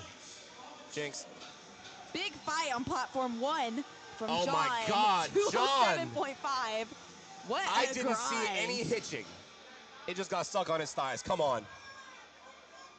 He gets Hey! Good lift. What a way to end the day. Man. Literally leaving it all on the platform.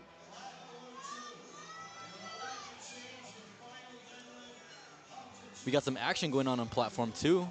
Gino announcing an attempt change.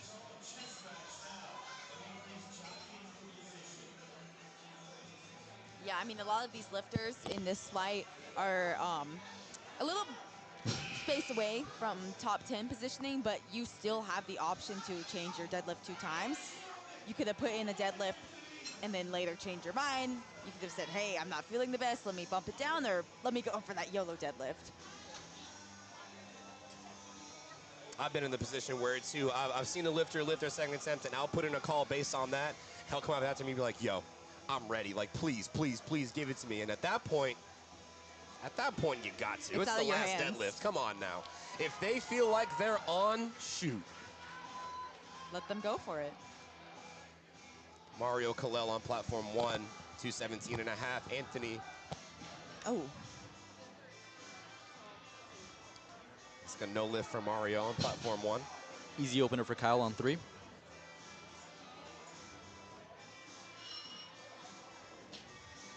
and Kyle, in that fight for the top 10 positioning, going to be battling out with John, Mac, Ethan, and he could potentially pull over Ezekiel, who has already finished his day on platform 2.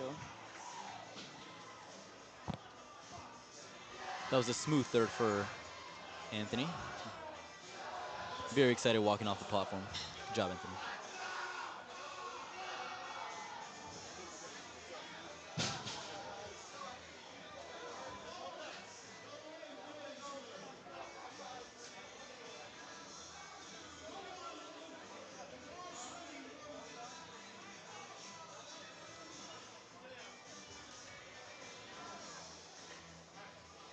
Luke on 1, Carter on 3.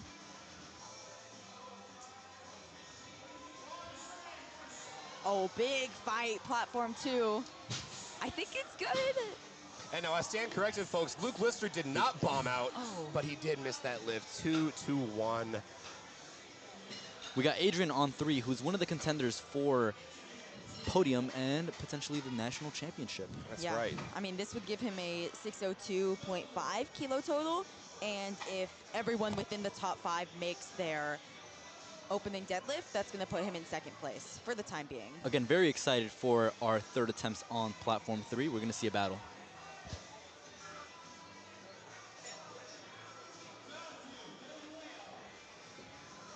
Yeah, that was... I mean, to move over 500 pounds like that, I move well. Hayden smokes his third attempt deadlift. Up next is Eden or Eden Sai, 240 kilos. That's 529 pounds. We haven't said in a little bit, but I think it's important to keep reminding y'all that these guys are not even 170. 100, just barely 165, and they're well into the 500s on pulls. Big, strong boys.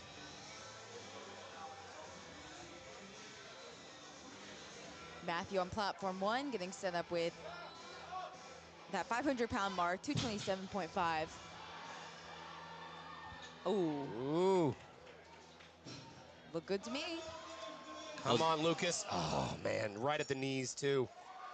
That's a good lift. He's happy about that. Takes the belt off in celebration.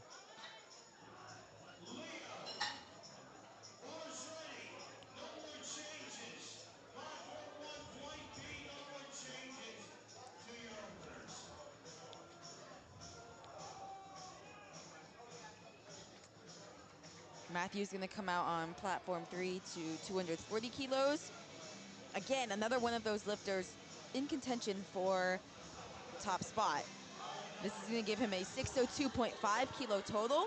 And if you remember just a couple minutes ago, that is currently what Adrian is on.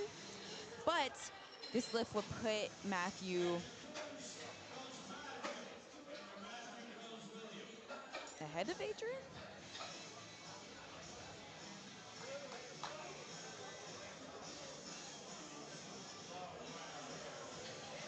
No, it would put him just behind Adrian.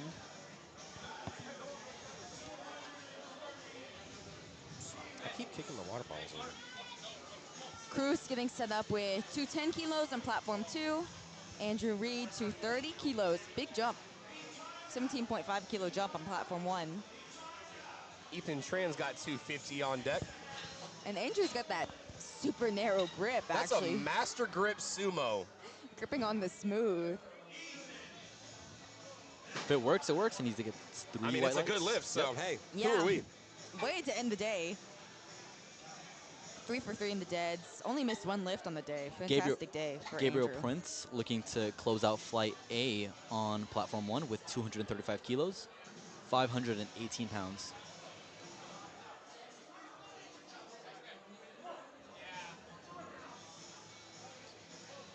Ethan.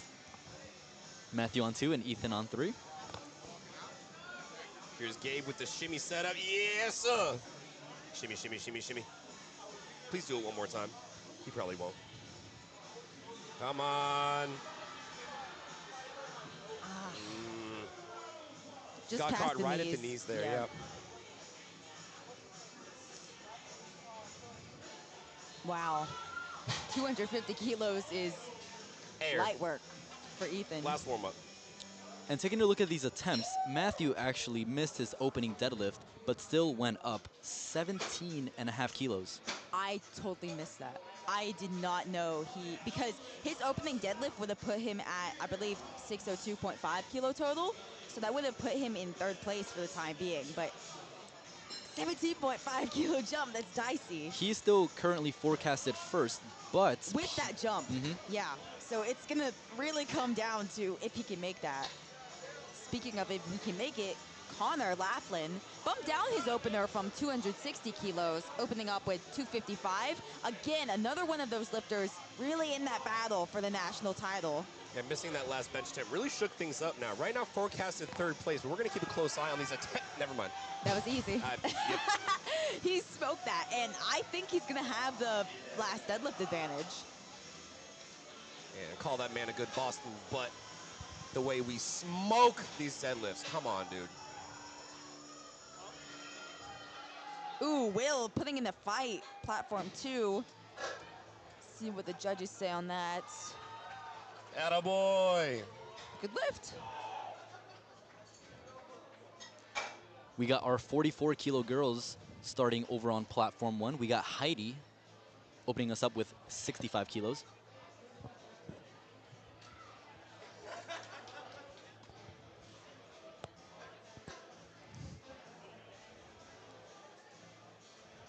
All right, here's Josh Cho, representing Cajun Prep Powerlifting Team. This is a 12.5 kilo, wait. Yes, 12.5 kilo jump.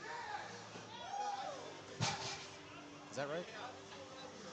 I don't know how to do math. 17.5 kilo jump. Listen, guys, math is not my strong suit. I can barely convert kilos. Come on, guys. Ooh, Heidi Herber, also a fan of the shimmy setup. Big fan of it. Beautiful work. Here's Josh Stork taking his last attempt at 227.5, an even 500. He got to the knees, and he dropped it from there. Looks like he might have hit a callus or two, shaking his hand walking off the platform there. Same attempt over for Keegan on 500 pounds. Yeah, I mean, that 500-pound mark, it's really a big milestone for these lifters. We see a lot of them going for that. Hopefully Keegan can hit it.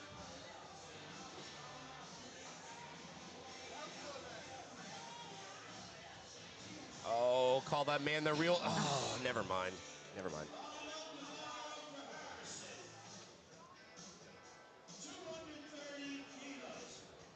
Jillian Riley's up next on platform 1.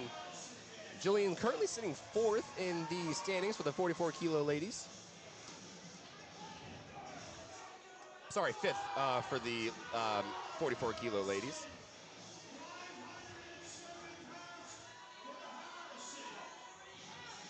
Nice fight there from Connor Fields for a second. A little bit slow at lockout than we'd like to see for a second attempt.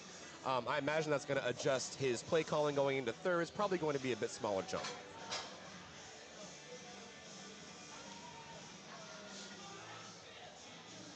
Callie Whitaker currently sitting 4th with an easy opener at 3 white lights.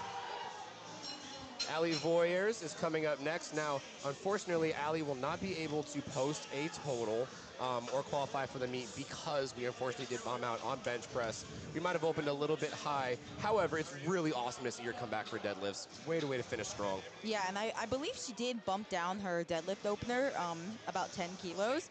So really just probably trying to make 3 attempts in the deadlifts and the day off strong. Just so you could walk away with potentially a deadlift PR or just ending the day on a high note. Asher added 12.5 kilos, and he probably could have added 12.5 more. That's going to be a good lift. 3 white lights. We're getting the bar ready for our last 2 attempts over on platform 2. We got Mac.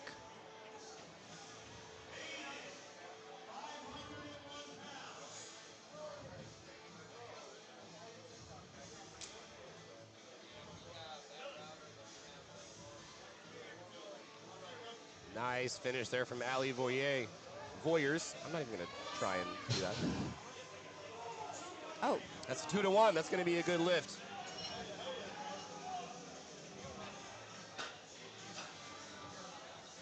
Now, Jasmine's going to be coming up next on platform 1.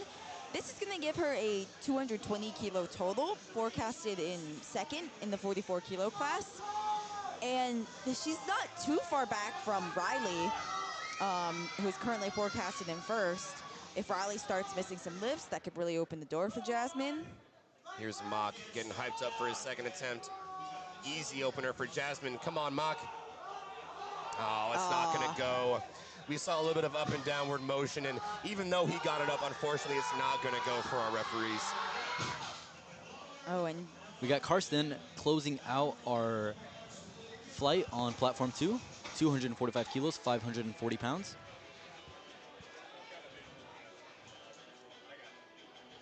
Kyle Kim, one of those lifters that can sneak into top 5, yes, currently 240 forecast. kilos. He's in 6th right now, looks like, based off of forecast total at the moment. We still got a tie at the moment. yeah, I mean, currently Kyle is in 5th place.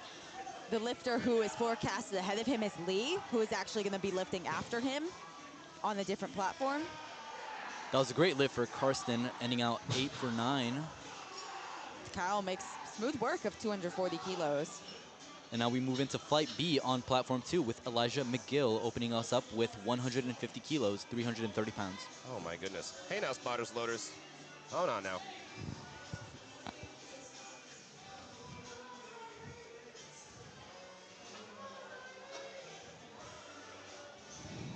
Riley hitting 105 kilos on her opening attempt. Yep, that's a good lift. And we're now to the, oh wait, you already mentioned it. We are at the top of the order on platform 2.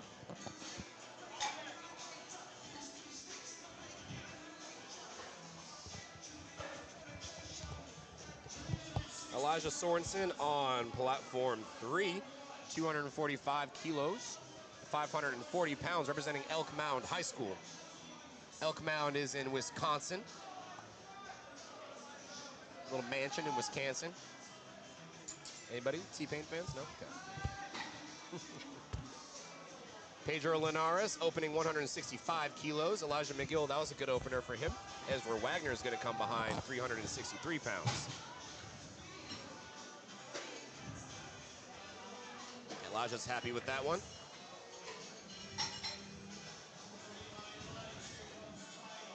We're taking the bar at 247.5 kilos for Nolan on 3.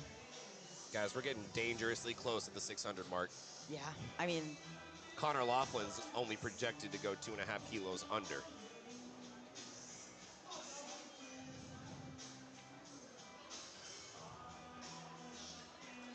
Easy opener for Ezra.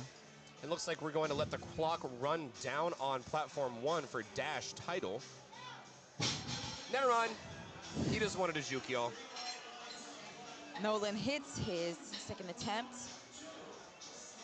Oh, actually, excuse me, he did not hit his second attempt. I can't see what the red lights were for. It didn't look like a strength issue, probably either up, down, or soft lockout. And since he did take a 17.5 kilo jump, it does sort of put him a little bit behind on forecasted, because he's going to be in the fight for the top 10. And now Adrian, 250 kilos, trying to pull for 617.5 kilo total, putting him at first. I was going to say, with this pull, puts him a breath away from matching up with Connor Laughlin. Yeah, I mean, that put him ahead of Connor, but now Connor is going to come out and jump just ahead of him. And now, interesting case on platform 3. We got Michael Acevedo up next, who missed his opening deadlift at 240 kilos, jumped 17.5 kilos to 257.5. He said, I'm in this fight too, watch me. Yeah, I mean, that's kind of the situation where you see lifters take a jump anyways after missing their opener. When you're in that battle, when you cannot afford to retake that opener, you've got to gain those extra kilos. Again, right. not a strategy you would implement when you're not in contention for. Oh, I Who are think we? it worked out for him. I Who think are it we? worked out. Kids these days, man. Let's see the lights. That Yep. put him That in good second. lift? That Actually put him in first. Excuse Forecasted me, second. 2.5 kilos above Matt. We've still got Connor to come up. He's our last puller in the flight. We got Adrian forecasted first. Matthew. Yeah, so currently the order right now is Matthew, Adrian, Connor. Connor's going to have the opportunity at the end of the flight to pull, let's see, Aiden Sai pull on in 3 second place. with a 20 kilo jump. Aiden's actually from Chicago.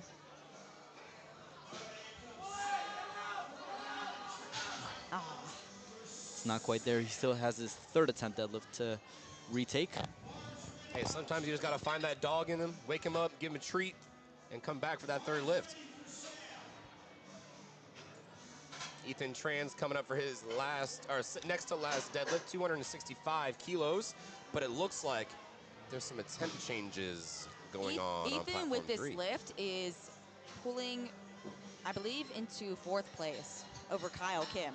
This is just such a stacked class that you've honestly got to pull up LiftingCast, see what's going on. So Ethan, currently at 587.5 kilos, this extra 15 kilos is going to give him 602.5, putting him between Connor and Kyle into that fourth place spot. And not only provisionally. that, but it'll knock out Ezekiel Ruiz from the top 5 that he solidified in the last Oh, flight. yeah. So that's the thing with Ezekiel. He was in the first flight, had to pull up the highest total he can. Is it going to be in the battle? He has no defense. Yeah, he's already put up the total that he has for the day, and Ethan smokes that attempt, My goodness gracious. knocking Ezekiel out of the top 5. If that's a good lift, yep, it is. Up next, just a hair under 600 pounds for Connor DeLaughlin, 595 pounds. Closing out our second attempt deadlifts on platform 3. He's currently in 3rd place after all of our deadlifts, forecasted in 4th. Yeah, and Ricardo Navedo, easy opener on 1. Kira Duels coming up to platform 2, or 1, excuse me, 77.5 kilos. so Connor on platform 3, currently he's at a 605 kilo total. This would give him a 620 kilo total, but because he weighs marginally heavier than Matthew, this would put him into 2nd place for the time being. See how he handles it, just under 600 pounds.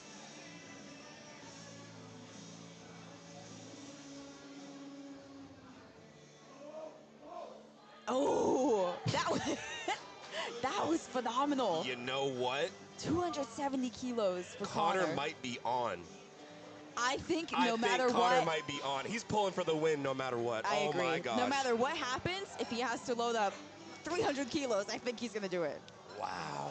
Keep your eyes on platform 3. Pull out LiftingCast because you guys are in for a show as we move into 3rd attempt deadlifts.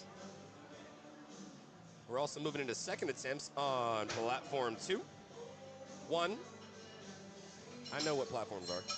Adriana, what's the current spread on podium for the 75 kilo men? Currently, before 3rd attempts take place, Matthew sits at 620 kilos. Connor also sits at 620 kilos. Adrian, 617.5 kilos. That is a 2.5 kilo spread between the top 3. And Ethan and Kyle, not too far back. Not too far behind them in 4th and 5th place. And they've put in some big deadlifts for their 3rd attempts. I don't know if they're going to take that. Let's I take don't it know over if to that's the a place forecasting. over. Because with the forecast, ladies and gentlemen, the coaches are looking at this one very, very closely because God forbid someone puts in a number and it's a mistake. You have such a small amount of time, such a small window to capitalize on that. Yeah, the coaches, they're going to be stressed for the next few minutes. The next 10 minutes, 10, 15 minutes, they're going to be stressed trying to get their lifter to make their 3rd attempt. A, that's number 1. You've got to make your 3rd attempt as it is pivotal in your placing. And B, put them in the highest placing possible, whether that be 1st for the title, whether that be pulling for 3rd place. And we've got some big, big deadlifts. We already see it now. We got attempt changes in progress on platform 3. All right, let's take a look here. We see Right some of now- these lifters who put in fake deadlift attempts, trying to see what their opposition will make, not revealing their true hand just yet. Yes, and the thing is, if you are a coach and you are just looking at forecasted total, someone may have, for instance, Kyle jump 30 kilos to 270, and you're looking at that forecasted total and you're thinking, whoa, I got to get my lifter there somehow. You could put in a number that is just It's too going to be high. higher than that, sure. Yeah, too high. Because Kyle, or another lifter who may just put in a fake deadlift a fake deadlift 3rd attempt and change it later, that might not be what he attempts, that might not be what he makes. You could force someone to take a deadlift attempt that is more than what they need to pull into placing. And this, folks, is my favorite part of powerlifting. When we get to the 3rd attempt deads, because this is the most, this is the most competitive, like head-to-head competitive that our lifters can be with each other. Obviously, they can't lift in front of each other on the platform, but this is the closest that they're going to get for direct competition, and it just makes the meet that much more interesting. And again, when we think about attempt changes, once a coach submits an attempt change, the change cannot be anything lower than what's currently on the bar. Correct. And we saw that happen. The last session. Now, if you pay attention to platform 1, Jasmine currently trying to pull over Riley. So we've got a little battle in the 44 kilo division too.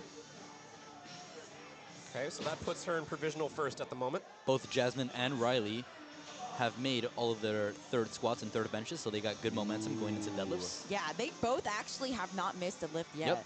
Let's see what Riley does. Let's take a look at what Riley does, because she is only 2.5 kilos up, but at the end they'll be tied on forecasted total, if I'm not mistaken. Yeah, Yes. if Riley makes this lift, she's going to add kilos to her total, but she's still going to be behind Jasmine based on body weight. Now you notice Jasmine Oh. didn't put an attempt in yet. Yes. She's waiting to see what she's going to put in. And Riley makes that lift, but it was a little difficult. It was a little difficult. So we have to see what's going to happen there on their third attempts.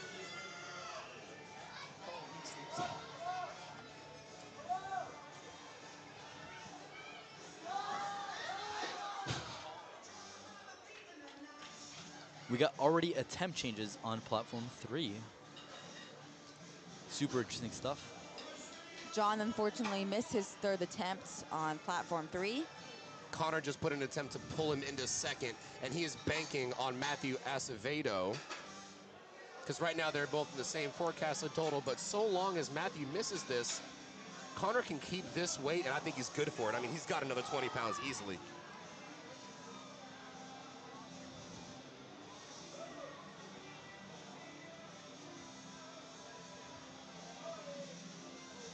Moving back over to platform 1, we see Jasmine, who put in 112.5 kilos, currently in first. Oh, currently we're looking at a tie, but if that's the case, Jasmine would win on body weight. Yeah, so what would happen is if Jasmine makes her third attempt, giving her 237.5 kilos, Riley would then have to quickly change her third attempt to bump it up 2.5 kilos to total over her, since Riley weighs 0.6 kilos more than Jasmine. Now, Jasmine hasn't put any attempt changes either, so once she sees Riley put in that change, do we think Jasmine's going to respond? Jasmine's really looking to tie Riley and then win on body weight. Yeah, I'm not exactly sure what will happen. It's kind of interesting when you have these lifters who are so close in the deadlift. They could be playing these attempt games to see who's going to pull first, who's going to be able to pull after, and be able to see exactly what they need for the win.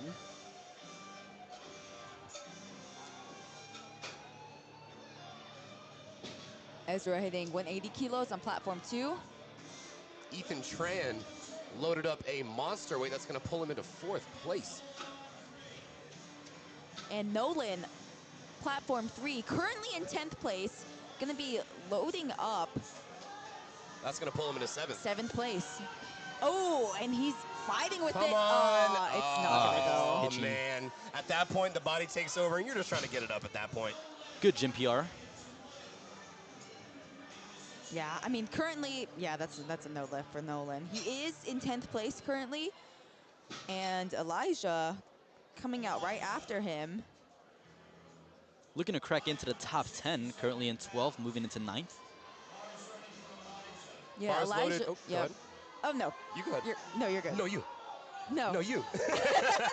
Now, I was going to say Logan Hoppman's coming up on 2 after missing that opener, going up 10 kilos.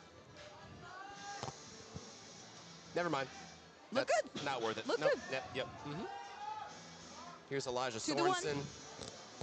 Ooh, didn't look like he felt too good coming off of that one. I think that He that missed left it. spotter kind of glued the place to the ground again. I think so. Now, Adrian. if This we don't is the see any- battle, folks. Yeah, if we don't see any attempt changes. We got a time change in progress on Oh, platform okay. 3. Could be It's going to Adrian. put him into 1st.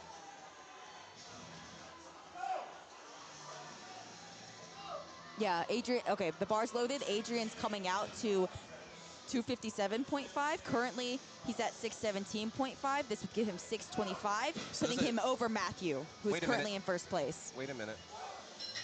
Hold on. That just jumped him. Hold on. His place was 3rd. It dropped, forecasted him to 4th. Yes, I but don't know that what's is going with other lifters' Ah, third yes, yes, attempts. yes. So that was a pull for the win currently. Yes, the And he's provisional dub. And yeah, he's super excited with that. Right now, he is in first place. If everyone else in the flight were to miss their third attempts, he would end off as the national champion. That's right. Based If off- that's not the case, he'll go back down to 4th, unfortunately. But hey, top 5 nonetheless. Based on the forecasted, we have Matthew Acevedo forecasted first, followed by Connor Laughlin, and then Adrian.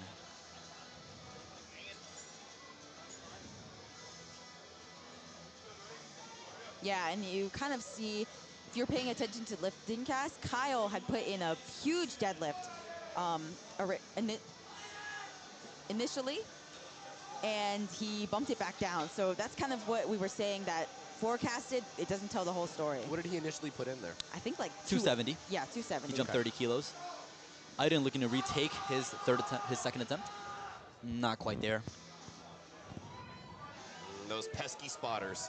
Now we got Kyle Kim, who put in a 270 kilo opener initially for his third deadlift, dropped it down to 262.5, looking to crack into the top 5. And actually, Kyle currently at 600 kilos. This is going to give Kyle 622.5, Which is going to put him in the top 3. It would put him into second place for the time being.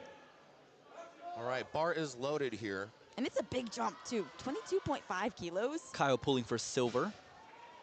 Yeah, Kyle pulling for a provisional silver. Let's see how he handles it. It's a big jump.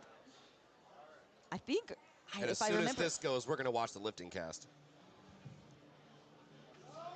Oh, let's see it. Oh, my gosh. Are you kidding me? What a call. And he holds it. From the coach.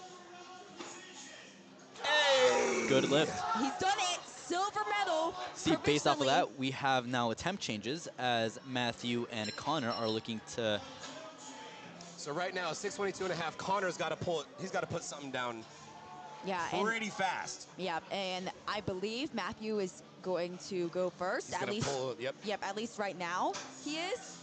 Matthew That's going to taking... put him into what? Matthew is... Sitting in third, moving into first place with his 606 kilo, or Yes. pound And attempt. you know what's interesting here? Matthew, currently at 620, his second attempt wasn't the easiest thing ever. He's taking a big jump here to try to total 637.5, when currently Adrian, who's at first, is at 625. Already on the podium, looking to pull into first. Let's see it from Matthew. Yeah. He's got to think about Connor, who's going to pull after him, and oh! Well, That was easy. That was a That was a 600-pound third? pull, and that gives him 637.5 kilo total. Oh, now Connor's got to answer. Yep, now And Connor. we have an attempt change. Attempt change. Connor is, yep. 290. Connor. We've got 640. We've got us a battle, folks. Let's get it. Connor is going to pull after Ethan now because Connor has changed his third attempt. Ethan's going to try to pull into fourth place if no more attempt changes happen. Yep, I mean, Ethan's already taking a big jump here, 17.5 kilos, so I think this is the right call. I think a little bit more to try to pull into third would be a little too much. Ethan gonna try to pull to get 620 kilo total to pull over Connor. But the thing is, Connor is going to pull right after him. So after all of these lifters have gone, Connor's going to be in 5th place, and he's going to try to pull into first. What an exciting battle we have here.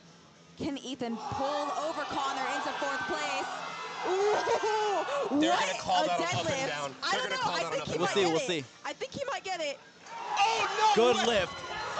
Connor pulling into 4th place. Wow. I mean, excuse me, Ethan pulled into 4th place over Connor.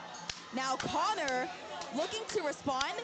Connor, since this is such a stacked battle, Connor is currently in 5th place with a 620 kilo total. Now Connor If he getting makes fired up. this, if he makes this, he'll only beat him by 2.5 kilos. If he makes this, he is going, this is for the national title right here, right now, on platform 3.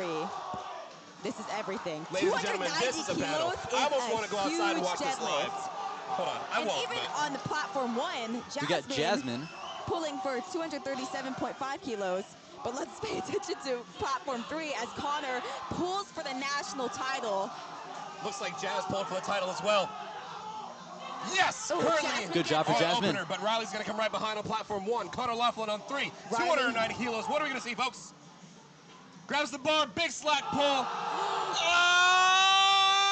Oh! Couldn't break the ground. And You hate to Connor- see it. Connor goes from forecasted first place all the way down to 5th place. That's how tight this battle is. And you know what's the interesting thing too? Lee is currently lifting on platform 2. And Lee has got a little bit of an advantage here because now Lee knows exactly what all the other lifters have totaled. Lee is going to need, let's see. Take your eyes over to platform 1. We have Riley on Yep, and platform 2. Riley pulling for that Pulling again. for first place. Another pull for the win. Pull for the Can she win? Get it. Oh my Oh, gosh, it's and it's a slipping, big it's fight. slipping, it's going side It's to not side. quite. It's not not going to go, going. unfortunately. She locks it out, though. She locks it out, but that's not going to go. And congratulations to Jasmine, who wins in our 44 kilo division.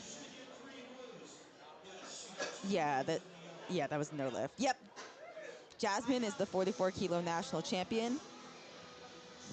And as of right now, Matthew is the 75 kilo national champion, but we have another lifter on platform 2, Lee Erickson. This is such an interesting situation because Lee honestly should have been on the platform with these other lifters, but now Lee has got the advantage of knowing exactly what he needs to total to pull for the win. And folks, that's going to be the end of all of our action for session 2 on platform 3. We're going to be back here in just a few short minutes, right at 6 o'clock. Don't go anywhere. We'll see you in just a few minutes. Platform 3, thank you for joining us. Moving over to platform 2, we have Lee Erickson, who's currently in 6th place, but after his second attempt deadlift, we'll see what he puts in, trying to pull for first or any podium level positions. Yeah, so Lee, right now, he's got a 602.5 kilo total. If you remember, Connor currently sitting in 5th with a 620 kilo total. Lee's second attempt deadlift that he's taking right now is going to keep him in 6th. It's going to put him at 617.5. Oh, and it's tough at the top. Bit of work. We'll Bit see of what the work. coaches say. 3 white lights. So if I'm Matthew, I'm kind of breathing a sigh of relief there because that was a little bit sticky for Lee, and he would need another some 22.5 Insane kilos number. on top of that, yeah, to pull into first. So if I'm Matthew, I imagine they're out there right now watching to see what Lee does, and Lee has just put in 250. Which That's will move him going into to second. Put him in Yeah, a third, shouldn't it? Third. No, it's going to move him into 4th place. Okay. Oh, no, second. Yeah, excuse me. Yeah, you're right. Yeah, so Lee jumping 10 kilos, going to try to pull into 2nd place. And that's the thing, that it's so important to have all the lifters who are in contention for those podium placings on the same platform. And I think what happened here is that Lee potentially made so much progress between when he hit his qualifying total to now that he wasn't put on the same platform as him. And now Lee has the advantage of knowing exactly what he's going to need to pull into that 2nd place. Dash title on platform 1.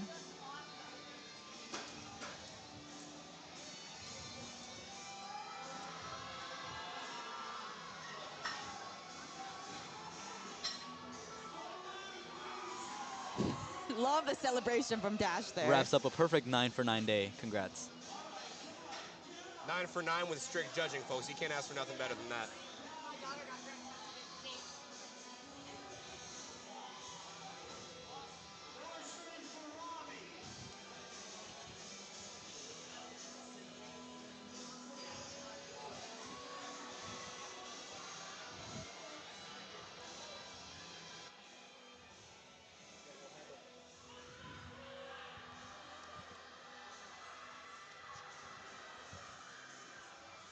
Good luck.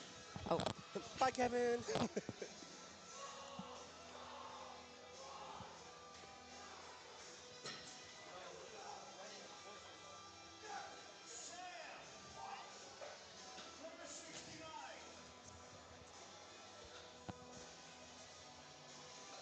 on platform 1, we're going to have our last deadlift of the session with Sam, 212.5 kilos, looking to end the day crossing over that 500 kilo total barrier. This is going to give him a 505 kilo total.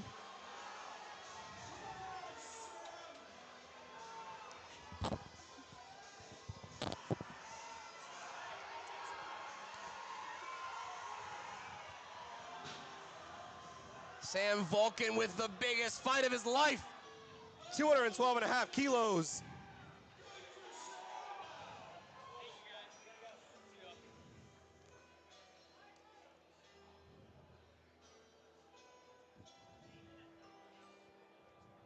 They changed the music. Well, folks, that's going to wrap up all of our coverage on Platform 1 for Session 2. It's been an absolute pleasure to be here with you all. We're going to get back up our we're going to get our action pack started at 6 o'clock, maybe 6:15, depending on how this works. But yeah, thank you so much for joining us. We'll see you for session 3. It's dinner time, yo. Go eat up.